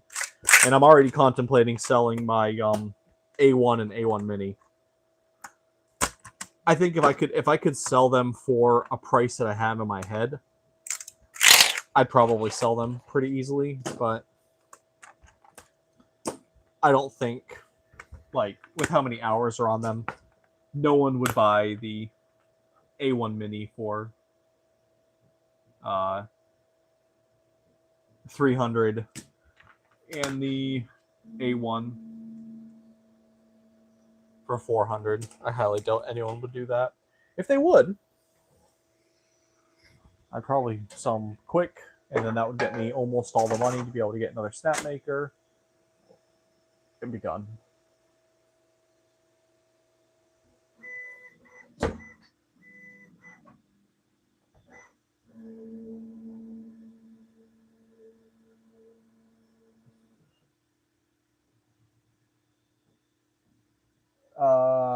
I'm new to 3D printing since retiring and bought an H2C, having second thoughts looking at a U1. You know what, though? The H2C is nice. First off, Bambu's great. I know I'm talking about dropping some of mine for Snapmaker, but if I had an H2C, I would probably keep that and enjoy it. I think if I could have a perfect world, I'd probably have 3 Snapmakers to 1 H2C. That would probably be my ratio. Because having a larger build plate and having additional color options would be very nice. Especially since I'd love to do some full-size helmets. But I just personally can't justify that cost right now. Big time, I'd keep the A1 Mini. Yeah. The A1 Mini works great. It does. But then I don't have enough money to justify getting the Snapmaker, so I either sell both of them or I sell none of them.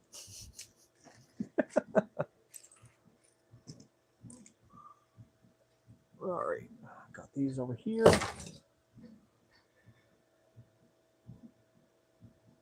4-day Comic-Con next week. I'm hoping I make enough for 2 or 3 more. A Comic-Con, how much? Okay, I'm curious. Have you done this market before? How much does it cost to get into a Comic-Con? Because I'm sure it's probably pricey to get into it. And how much are you expecting to make? if you don't mind sharing numbers. I'd love to hear. I've only done festivals. I haven't done anything. The most expensive market I've gotten into was only about $120 for a 2-day market, a 3-day market. Dakota Designs, how many? Same here by putting the Bambu up for sale. Yeah, it'd be the A1 and the A1 Mini I'd put up for sale. I don't know. I'm debating. There's no way I'm replacing my Bambu printers. I have the Snapmaker U1, plus I have my Bambus. Yeah, I mean, if I had P1Ss instead of my A1 and A1 Mini, I'd probably not replace those. I love the P1 series. I just don't care for my A1. Is there a cool plate? Yeah, I have a cool plate for it. I have two, actually, which, in transparency, BQ did send them to me. But I had actually ordered one. And then they reached out to me and they're like, hey, we're going to send you one. And I was like, okay, great. They're like, hey, just talk about it. Let us know your honest feedback. Like, sure. So I canceled that order, but I love the BQ ones. So I've used those for a bit.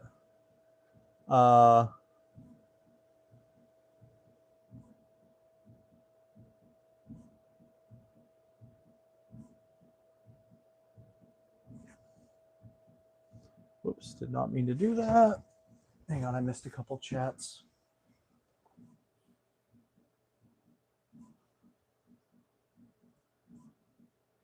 Oh, okay, I guess it didn't. Dragons, oh cool, that's really cool. You're alive. I was just checking on your video and just found you the other day. Well, I appreciate you watching.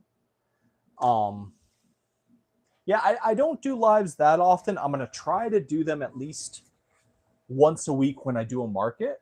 I was gonna originally do one after this market that I'm doing, the festival, but I have a wedding on Sunday, so I'm gonna be way too tired and busy to be able to do it.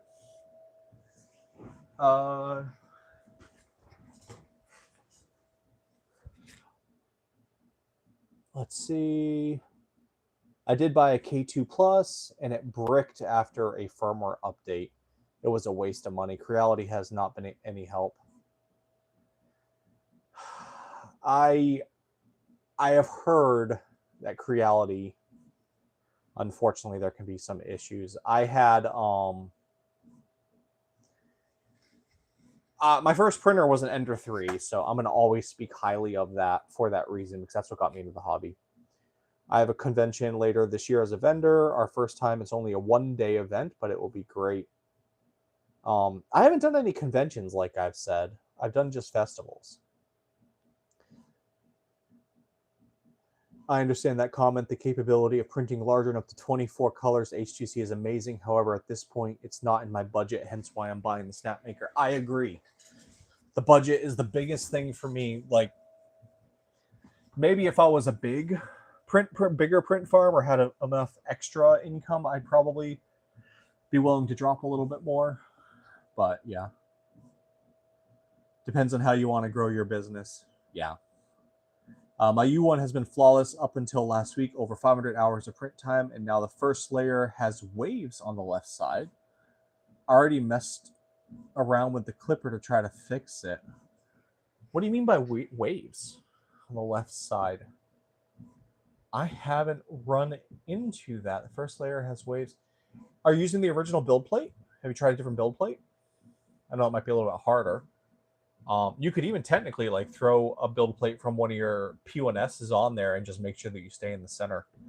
I think I heard of one person doing that. What they did is they put the other build plate over their original build plate. YouTube's new helped me find you, which is awesome. Oh, great. I'm glad to hear that. First time at this one. Jerry says 10 by 10 booth is $1,400. Whew. We did a similar size show at the same venue and made under 5,000.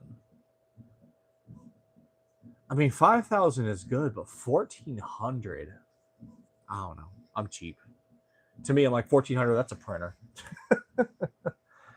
planning to do an Amazon selling with 3D prints like you do. I need to order a light box to start. Well, okay, let me not say don't do Amazon selling. I'm not going to say that. I haven't gotten a single Amazon selling sale yet.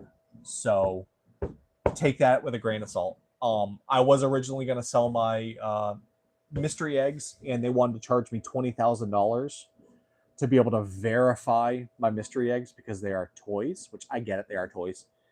Kind of. Yeah, I guess they are technically toys.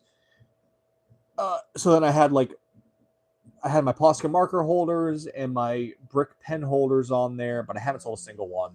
They lost one of my boxes I sent them. I'm sure it's a great way to make a lot of money, but for me, I haven't. I'm giving Amazon until the end of this month to start getting sales, and then I'm gonna unfortunately have to pay to have the product shipped back to me.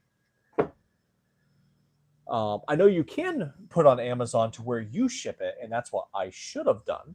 That way I didn't have to pay all the money to have it housed in their warehouse. But I was thinking, well, people like to look for the Prime option. Yeah, apparently not good enough. I have a heavily modified K1 that runs pretty good. I've heard that the printers are pretty good, but I've heard there are some inconsistent issues that people have had with some of their models. Yeah, original. So Bearded Blonde, you've had issues with both the original and the BQ. It's worse on the BQ plate on it. Never had an issue up until this point. Have you tried just using a different, just from a troubleshooting standpoint, have you tried to use just a different tool head? So instead of it always printing on number 1, trying number 2, 3, or 4. That way you can kind of rule out the nozzle, the tool head, or anything of that nature. Of course, make sure you do calibrations. I'm assuming you've tried all this stuff, but just throwing that out there. That's strange. I've heard that their support's pretty good. I've been lucky enough I haven't had to dealt with it, but I've heard that their support's pretty decent.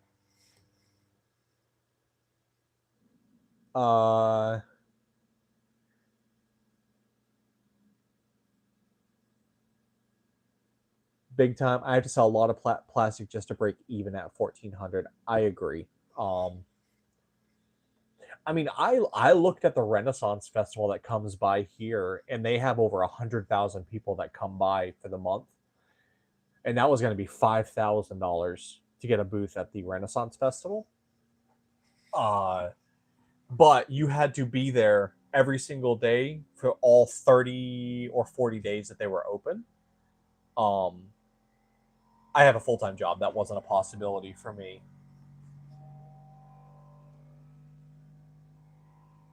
I mean, 30,000 people for 4 days is pretty good. I would just be concerned about the profit margins between the cost and the material and such. I'm sure you'll definitely make profit. I'm sure it'll definitely probably be pretty good. In my mind, I'm like, okay, how much more could I have gotten somewhere else?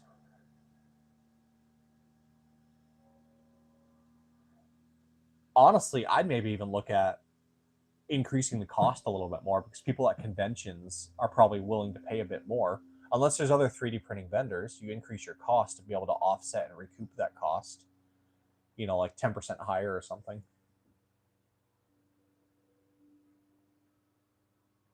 Adam C. Yep. The number 1 is different because it slides when you install it. It slides from right to left, whereas the other ones slide from left to right. That's it. It just purely has to do with how you connect it in there. Dragons 20,000. It doesn't make sense. Yeah, I about dropped a brick when I heard that number. So the rationale that they said was, okay, perfect. My calibration's done. Sorry, I'll finish that comment in just a second. Let me just get this filament installed. Calibration takes so long on this thing. I probably should snip this filament because it's got a bad bend on it. There we go.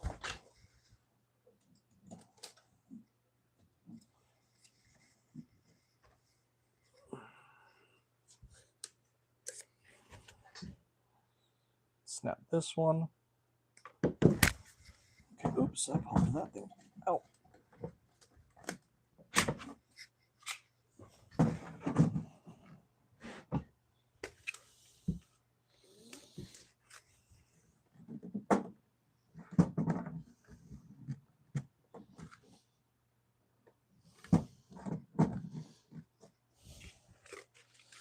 There we go.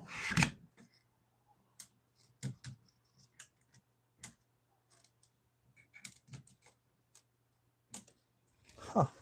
What's going on there? Oh, it's still got a bend. Probably should use my own filament instead of the Snapmaker ones, but it was just right here. All right, about the 20,000. So their rationale was this, which I somewhat get it. They told me I had to get it approved by an auditor, an independent auditor, not associated with Amazon, but they had recommendations. Now, I could have probably priced around, but they were going to do like flame testing, choke hazard testing, all this kind of stuff. And it was going to be around $250 per model. Now, my mystery eggs were... Oh, I don't think I had that plugged in over there. My mystery eggs had up to 200 different models associated with it. So it was like 250 times 200 models plus a bulk discount, which put it at right around $20,000. It was nuts. All right, hang on. I've apparently...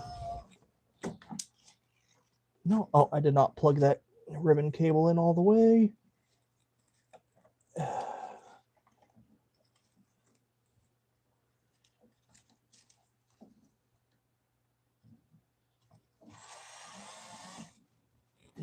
Get in there all the way before you start trying to suck that filament in. There we go. Got that filament loaded. All right. Beard of Blonde shirts, the Z offset. Yeah, it might be. Yeah, that's the one I plan to do. Well, I've seen sellers selling a $40 Dragon plus over 500 plus in a month. Yeah, so you do also got to remember that the ones who are selling like some of those dragons, they are, they might be people that's gotten a lot of reviews and such as well. All right, what the heck?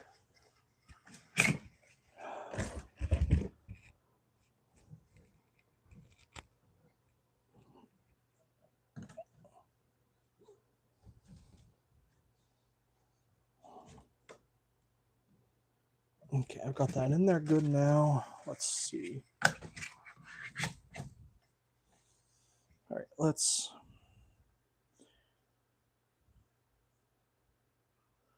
Filament. Install spool. I've installed it. Okay. Start. Okay. Next, the filament procedure will take about 5 minutes. All right, I'll just set that up later. Print your first model, set up later. Yes, new firmware update. Okay.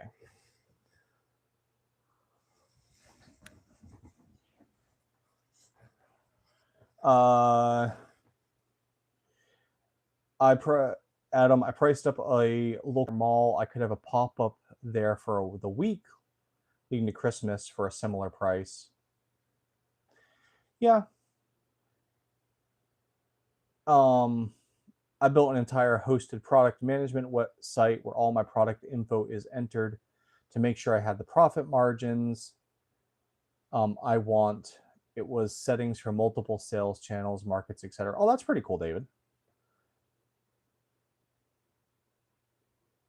Jerry, not a fan of the included Snapmaker white PLA. It's a bit milky looking.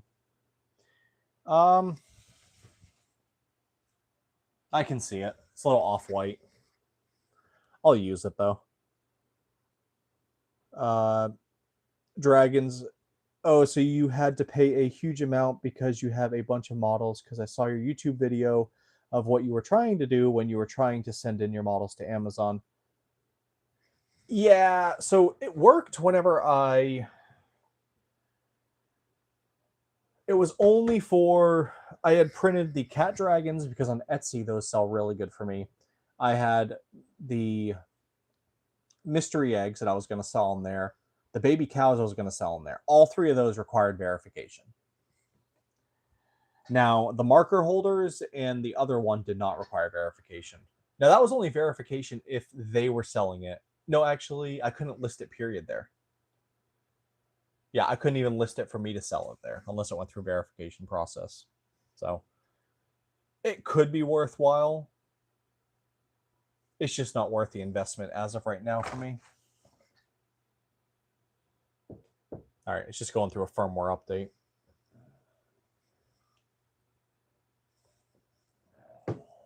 This left-hand side is... Let's see, did it actually take the filament? I think it did.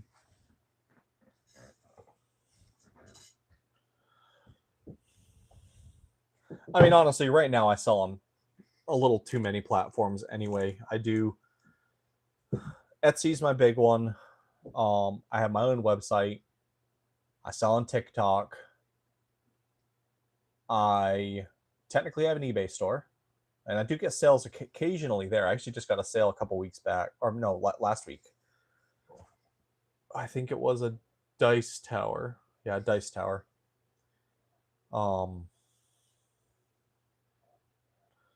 Yeah, that's the ones that I sell them right now.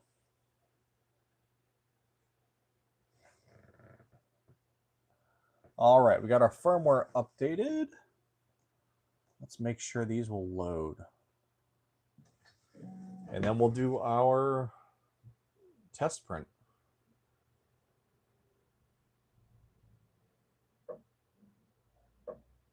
Oh, make sure this piece didn't pop out. Nope, it popped out the first printer that I did.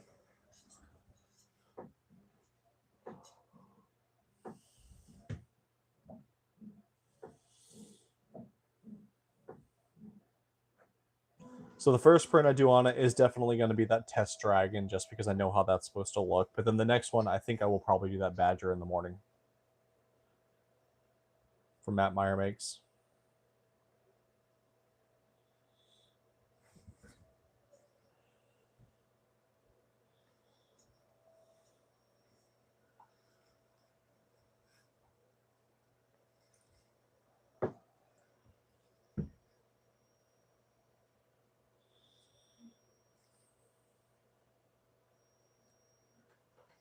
Let's see, is it pulling through? All right, I think we're good.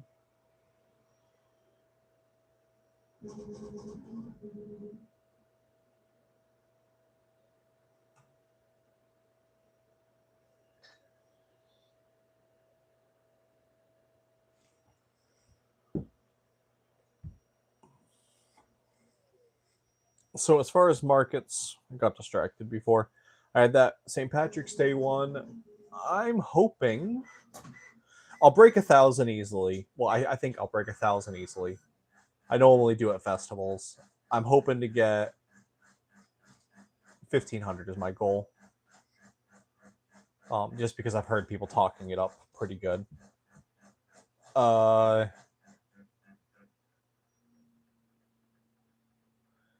Then I'll do the error. Feeder 2 encoder spinner wheel anomaly. The filament may be tangled or the feeding path obstructed. Yeah, I had a feeling. I had an issue with this side. I didn't have it plugged in. Let me snap this. Make sure it's good.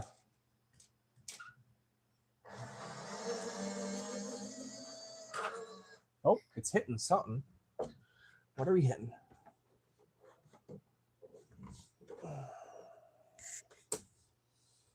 Oh, it's going through there.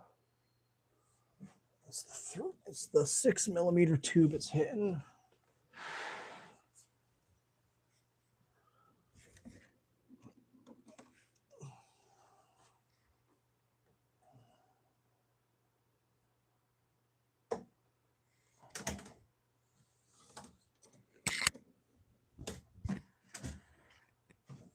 Okay, let me put that there.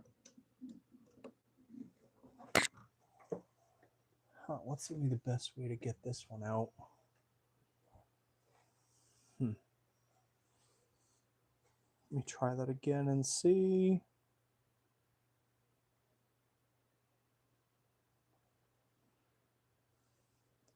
See if these other two will go ahead and load up. I can just focus on number 2.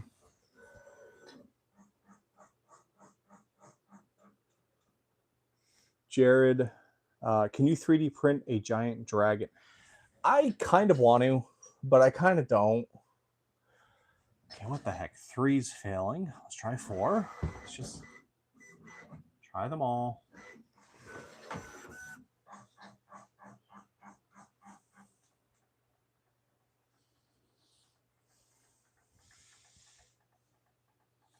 So the black one, number 1, purged, perfectly fine. Okay.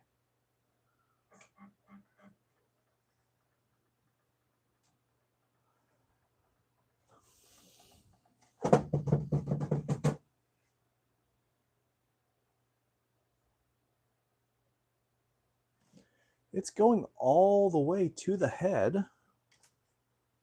Oh, no, it's not. It's not going down anymore.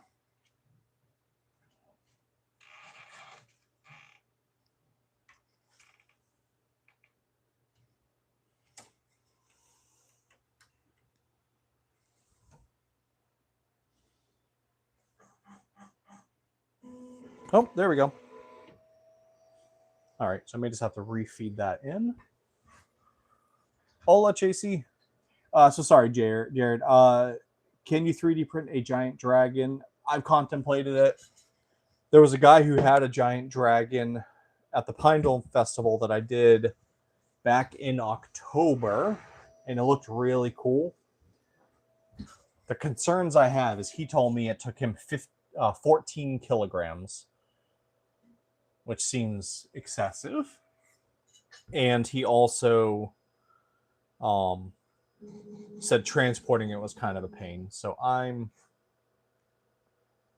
debating. Big time I saw that. Yeah, I know Cinderwing has it already split. I kind of want to. I just don't think it's worth it. It's going to take up so much space on my table. 300% is 3 kilograms? Okay. Well, how large is it then? Because the one he set up, it covered his entire 8-foot table. I agree. It does draw in people. When Rhonda, when I set up my Snapmaker, I had to cut the filament at an angle. If I didn't, it created an error. I had to start again and pull it out. Cut it out. I've never had to cut it at an angle for mine, but I think I know what was happening. I think I fixed it now. Let's see. Yeah, this one's working now. So 3 is working. Then we'll do 2 in a minute. Yeah, I saw Cinderella. It's about 2 meters long. Okay. I'll try it. I'll try it sometime, maybe. But then transporting it would be a pain. Let me think.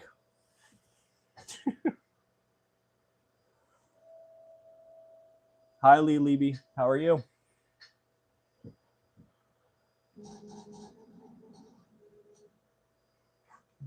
No, question, Adam. If someone wanted to buy it from you, how much would you sell it for? The 300% dragon.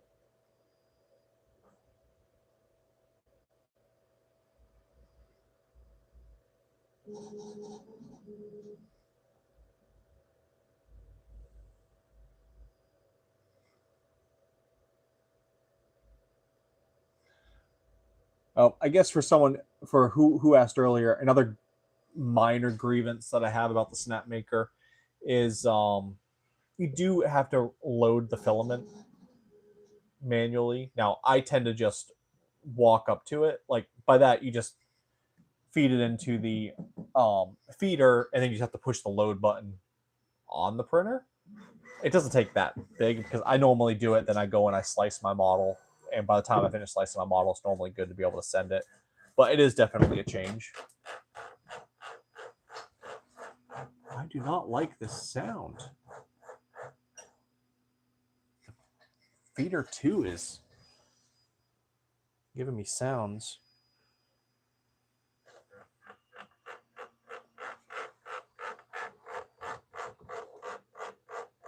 It's not wanting to push. I'm going to have to disassemble that part right there.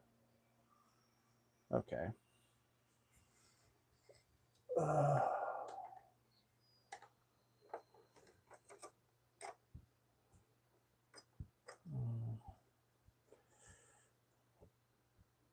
Just unscrewing this cable so I can get to the PTFE tube over here because it's failing to go into the PTFE tube.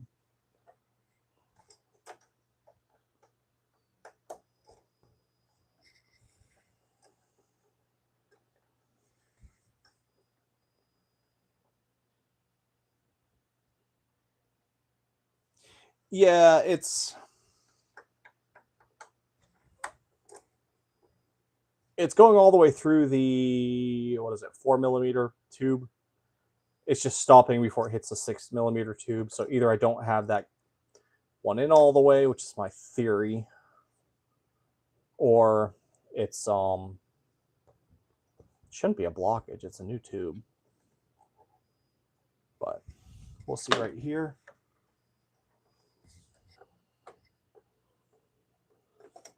Okay.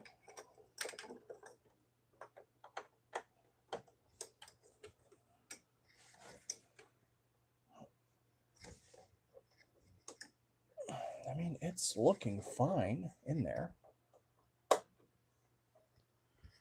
I do this without having that in there? I might be able to. Let's see.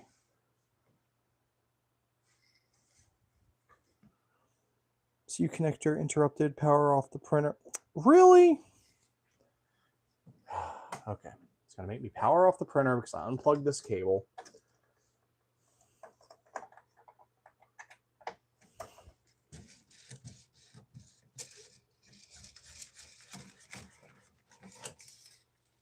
Let me cut this at an angle. I shouldn't ever have to. I've never had to do that. Power this back on. Oh, wait. I feel something on this filament. Huh. Let me trim this here.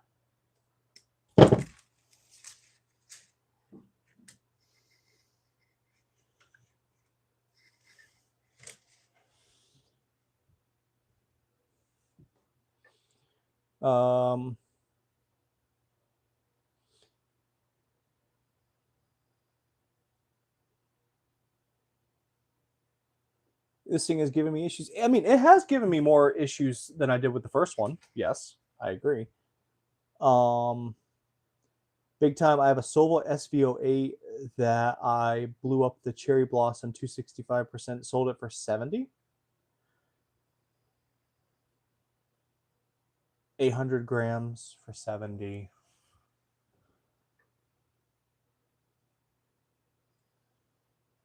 That's a lot for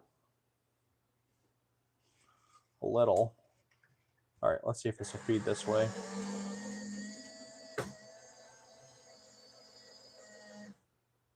Okay. Loading. Let's load this white. I still need to fix this one part of the cable right here, but I'll just see if it's going to load first.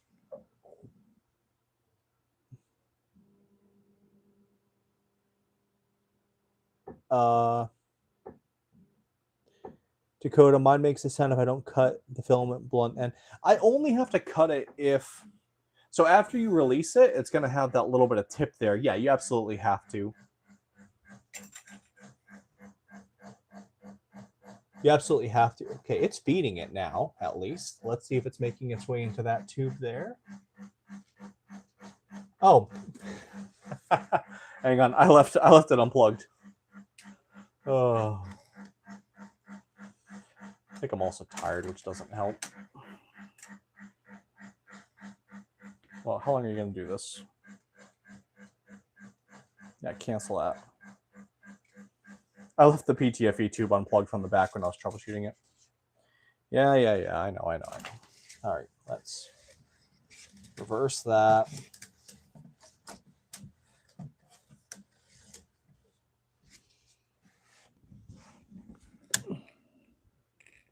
Oh, I don't like that sound.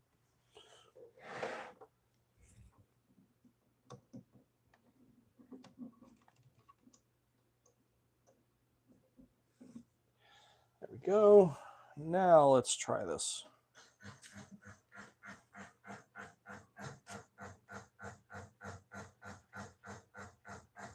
Okay, it's going up into the PTFE2 up here, so it should be good now. I'm refusing to go in. I'm trying to get my boyfriend to let me get an anti-Cobra X. I need a multicolor. I don't know anything about the any cubic Cobra. Sorry. ODXJ. Hey, I just got another Snapmaker, so we went through the setup process. Figured I'd chat as well. Kind of getting towards the end of it, so loading the last of the filament. Going to be doing a calibration print in a minute, and just been chatting.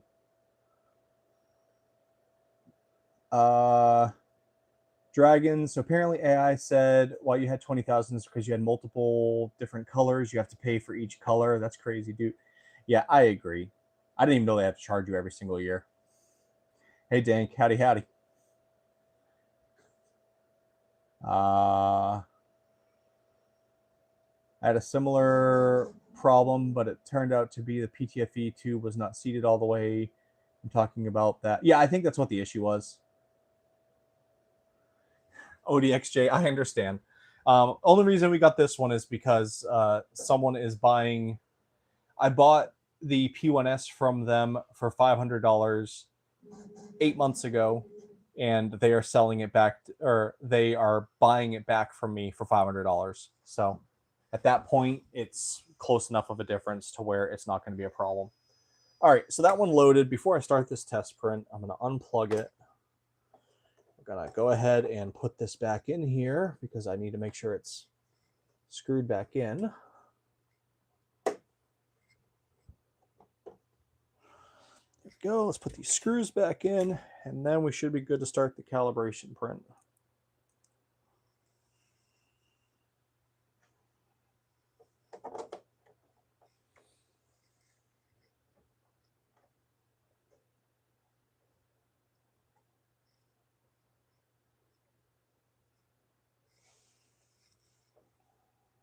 Yeah, Fraser, the feeding noise was so loud because it was starting back at the beginning of the PTFE tube. It hadn't, when you normally put it into the feeder, it will feed all the way up to the tube up here.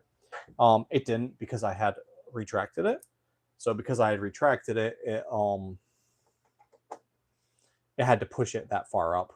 It won't do that going forward.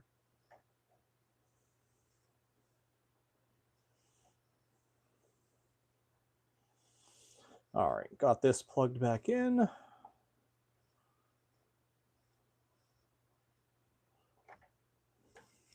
Let's turn this printer on.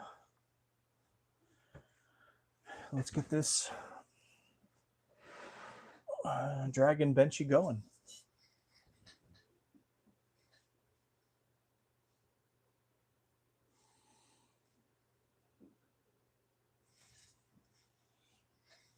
Make sure the build plate's clean. It is. Replace your wife. No. I know you weren't referring to me for that one, but no. All right, let's go.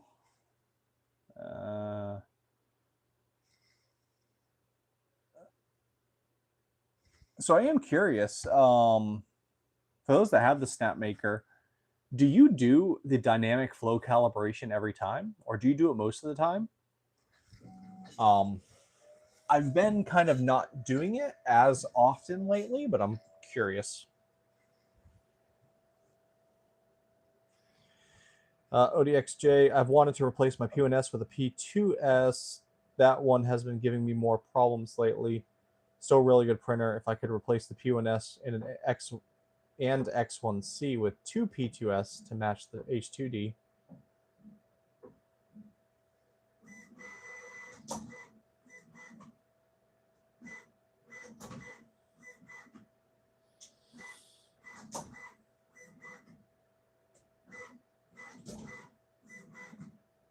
Only when you change the filament. Yeah, Jerry, but I change the filament almost every time. Because I'll print one model. I mean, the black and white, I don't tend to do the advanced flow calibration on the black and white ever since they rolled out that new feature to where you can choose which ones you do it on. But the black and white stays on my left side at all times. My right-hand side, I tend to swap out the colors almost every model. So, yeah. Okay, so we all still do the calibration, which is kind of what I've been doing. Only time I haven't done it is if I'm doing a tiny model and speed is a thing. Because I really hate the 20-minute calibration extrusion flow. Which actually, I heard, I haven't timed it. I don't have a timer. Let's see. It's 11:28 my time. I've heard that they've gotten actually faster on the flow calibration, so we'll see.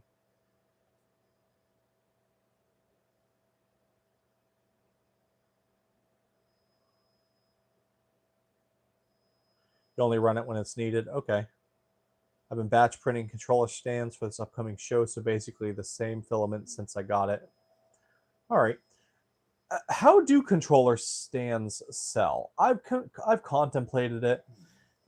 I really need to probably look at doing a few new, because right now I just mostly do the flexies, at least in person markets. But I've heard that controller stands do good. I've done a few dice towers, but how do those sell? Also, I'm gonna step away for 2 seconds. Just step in the restroom. Be right back.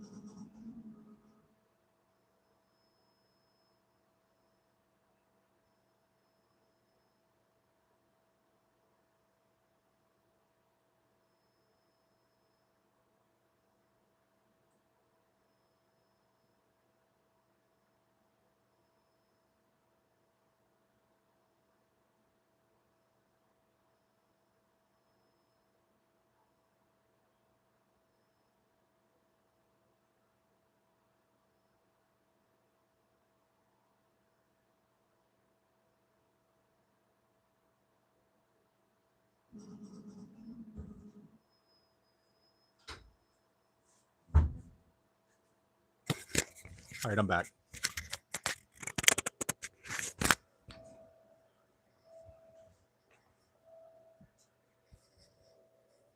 Depends on the show. See my comment above about the Reiki box. Oh, I must have missed that comment.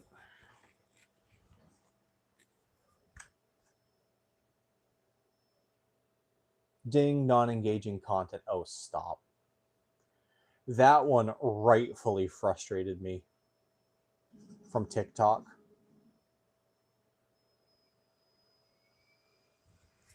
I and what it had said is it said you've entered a violation. We are no longer recommending your video for the rest of this live stream.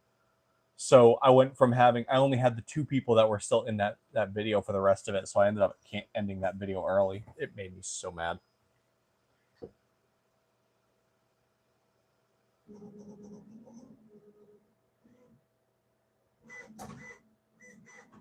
We just did a show with controller/headset holders and dice towers. The 6 or so I sold probably brought in half of my revenue. Okay, that's pretty good. So I think if I did like a convention, I feel like those would probably go really good there.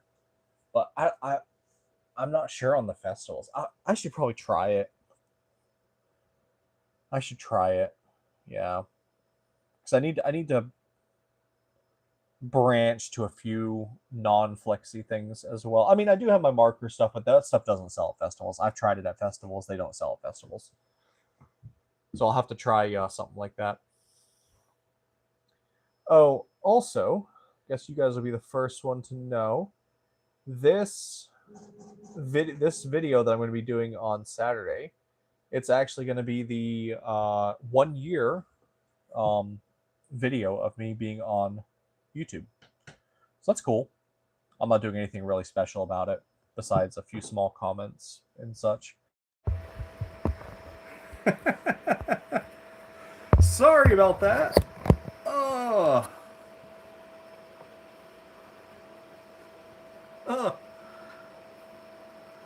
I didn't even see it. I don't even have my microphone because it uses the same port. So can you guys hear me? I'll probably be wrapping this up in a moment anyway.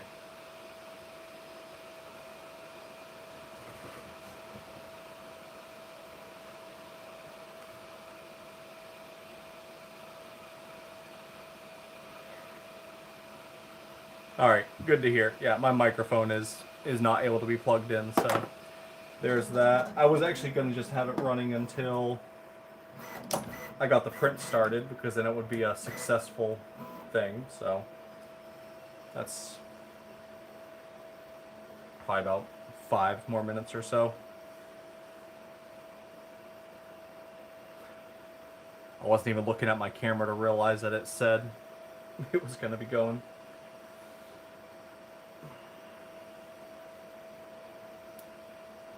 Yeah, I wasn't going to wait for the whole dragon test. I was just going to make sure we got the first layer down and then call it a complete. And honestly, I'll be heading to bed shortly after that because I have work. Now, luckily, I work from home, so much easier. And then tomorrow will be the real test. I'll throw the Mattmeyer Makes Badger on it.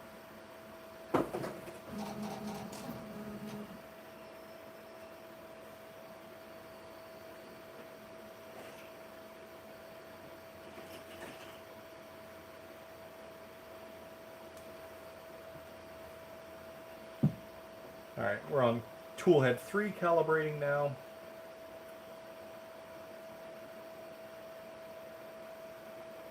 I just sent my Snapmaker up yesterday, so it's kind of interesting to see someone else going through it. I've loved reading the comments. So Rhonda, not sure if you saw, this is actually my second Snapmaker. My first one is, I got that one back in November. So I got that one right out of the Kickstarter.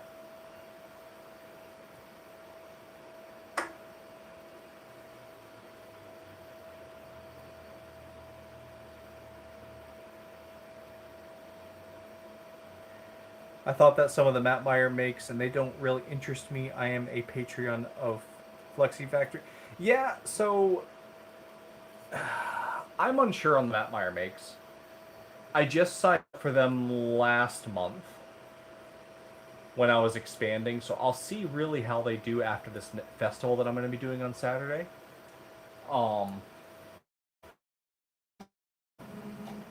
So far out of my Patreon subscriptions that I'm doing, I'm lowest, but I've heard really good things from people selling their stuff, and some of the models have already sold half decent, so we'll see after a few markets.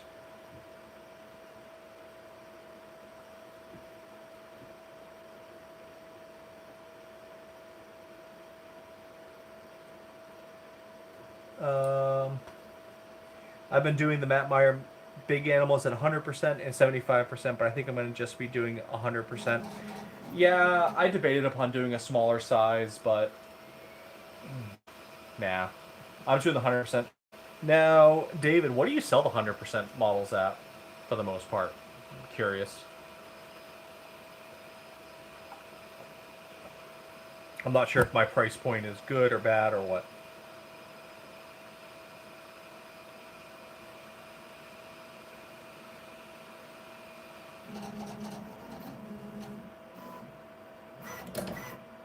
Sorry, Rhonda. My microphone. I'm just using the built-in one for my phone because my microphone isn't working. Um, Matt Meyer Makes probably does my. I'm the least impressed with them. The one that I'd say probably does the best is Cinderwing, and then Layers in Green and 3D Gob. But 3D Gob and Matt Meyer Makes, I've only had them for about a month, so I'll really know how they do after I've done a few festivals with them. Usually 20 to 25. Okay, I might raise the price then. I have them right now at 18, except for the robotic animals, which I have those much higher.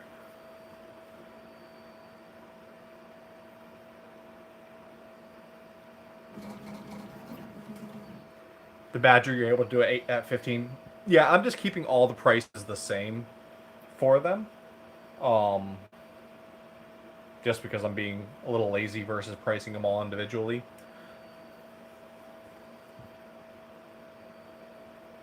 But we'll see. I'll probably do this festival, keep it at the $18 price point, see how they sell that, and then I might raise it to 20. I think the 20 might be the right. I think it's probably more appropriate for me. Okay, we got Toolhead 4 calibrating now, so we're getting close. It's been 11 minutes since the print started. That's one thing it's a pain when you're watching it. In reality, it doesn't actually impact me that much because I just hit print and then I walk away. But yeah.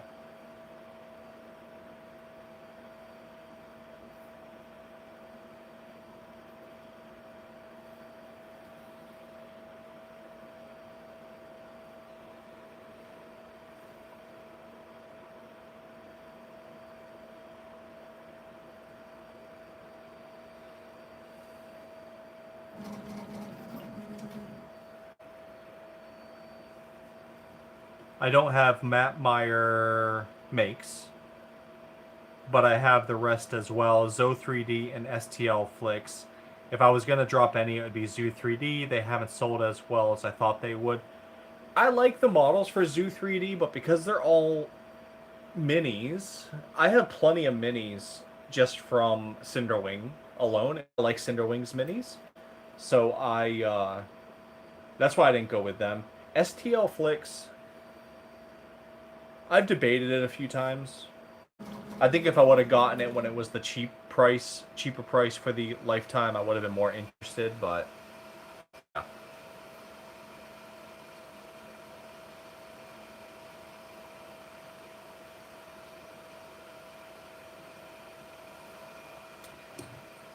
But for right now, I'm not looking to expand anymore.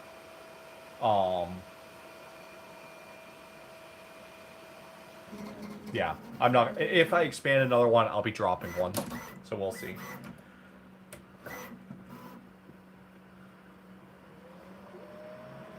All right, I think it's about to start printing, or it might be doing the bed leveling.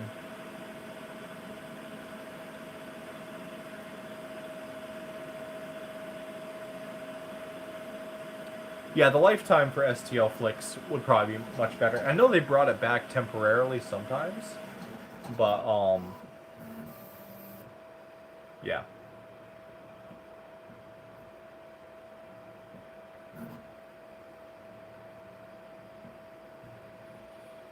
Yeah, I like Cinderwing's minis. I think I'm really glad that she ventured into those because she wasn't doing minis beforehand. Um,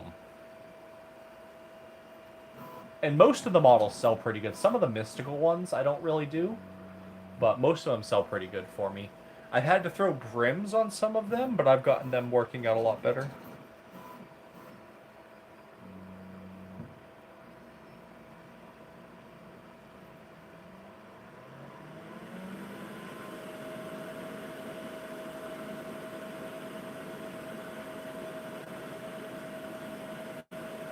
All right, let's see what it's doing.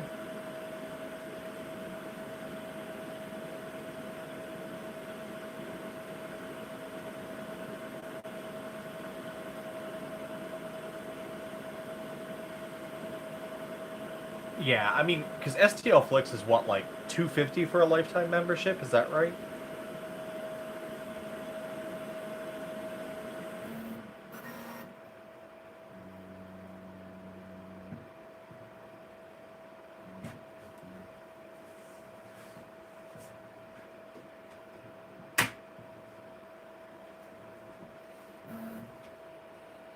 500. Wow, I really got that wrong.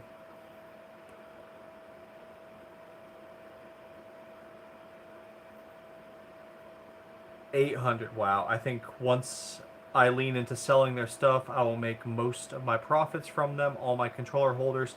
Yeah, I've seen that their controller holders and their dice towers are really good. What about the new software that's supposed to be coming to Maker World, where you can create your own flexes, pre-program? It was cheaper around Black Friday. Yeah. As far as Maker World's one, their tools that they have are okay, but that's just it. They're okay. Like I did their Chroma Canvas, which is their version of HueForge, and it had some interesting features, but I don't know. I've used a couple of their stuff. I'm not sure on it.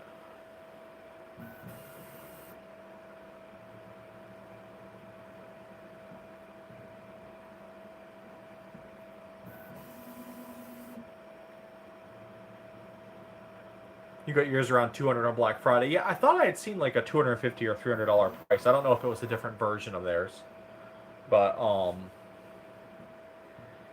yeah, it's just I'm I'm very risk averse, so I'm very cheap when it comes to my money. So I'm not gonna just casually get it unless I can, especially not something of that price, unless I can enough value.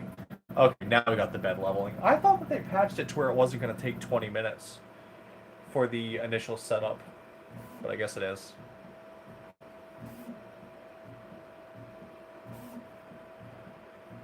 Oh, okay. I actually thought it was going to be Maker World model. They're just handling the crowdfunding. Okay, that might be more interesting.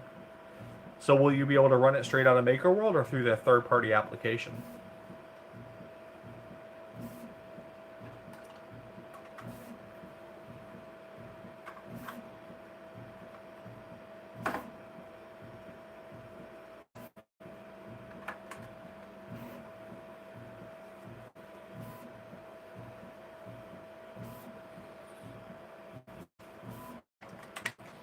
You know, I actually haven't been on Maker World. Like, I go on Maker World here and there, but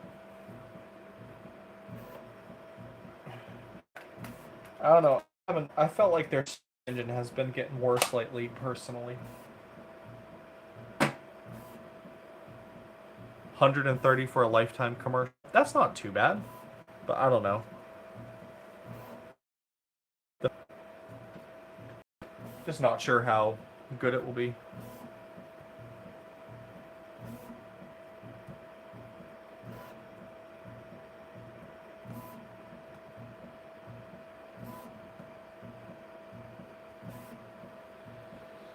Alright, this bed leveling should be done. Looks like it's right at 20 minutes now, so it looks like the initial setup still takes a while. I thought that they'd fix that.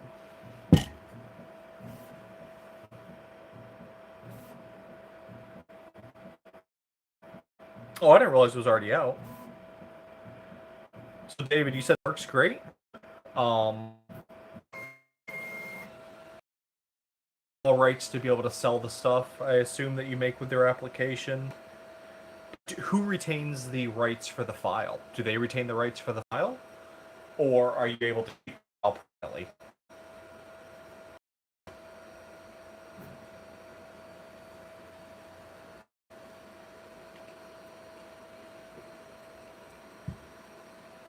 It's your file. So theoretically, could you sell the file?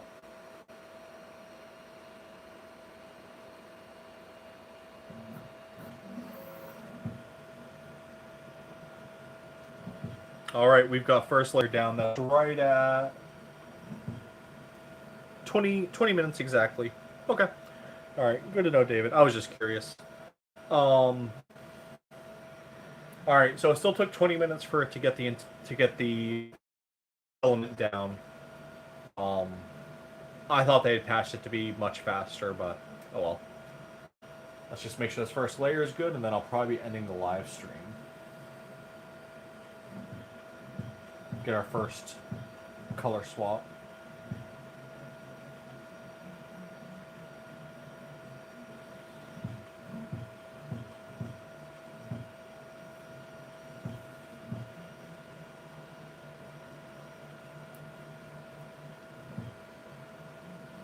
all of the parts are hand modeled. Oh, okay. Oh, I guess I misunderstood it. For some reason, I thought it was going to be AI based. Huh. More interested in that then. It's cool.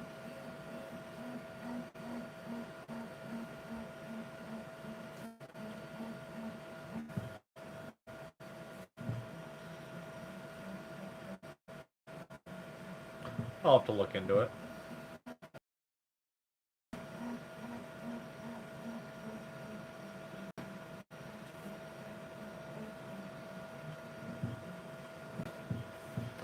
Alright, we almost got the first layer down. Let's just get that first color swab.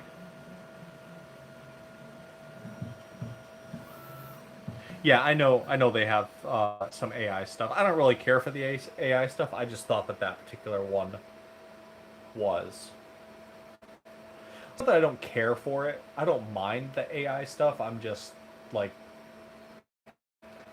it's general cup of tea.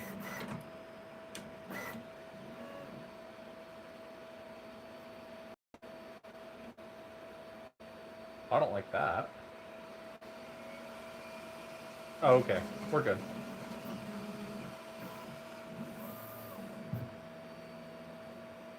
I thought it would swap it faster because it's the first layer.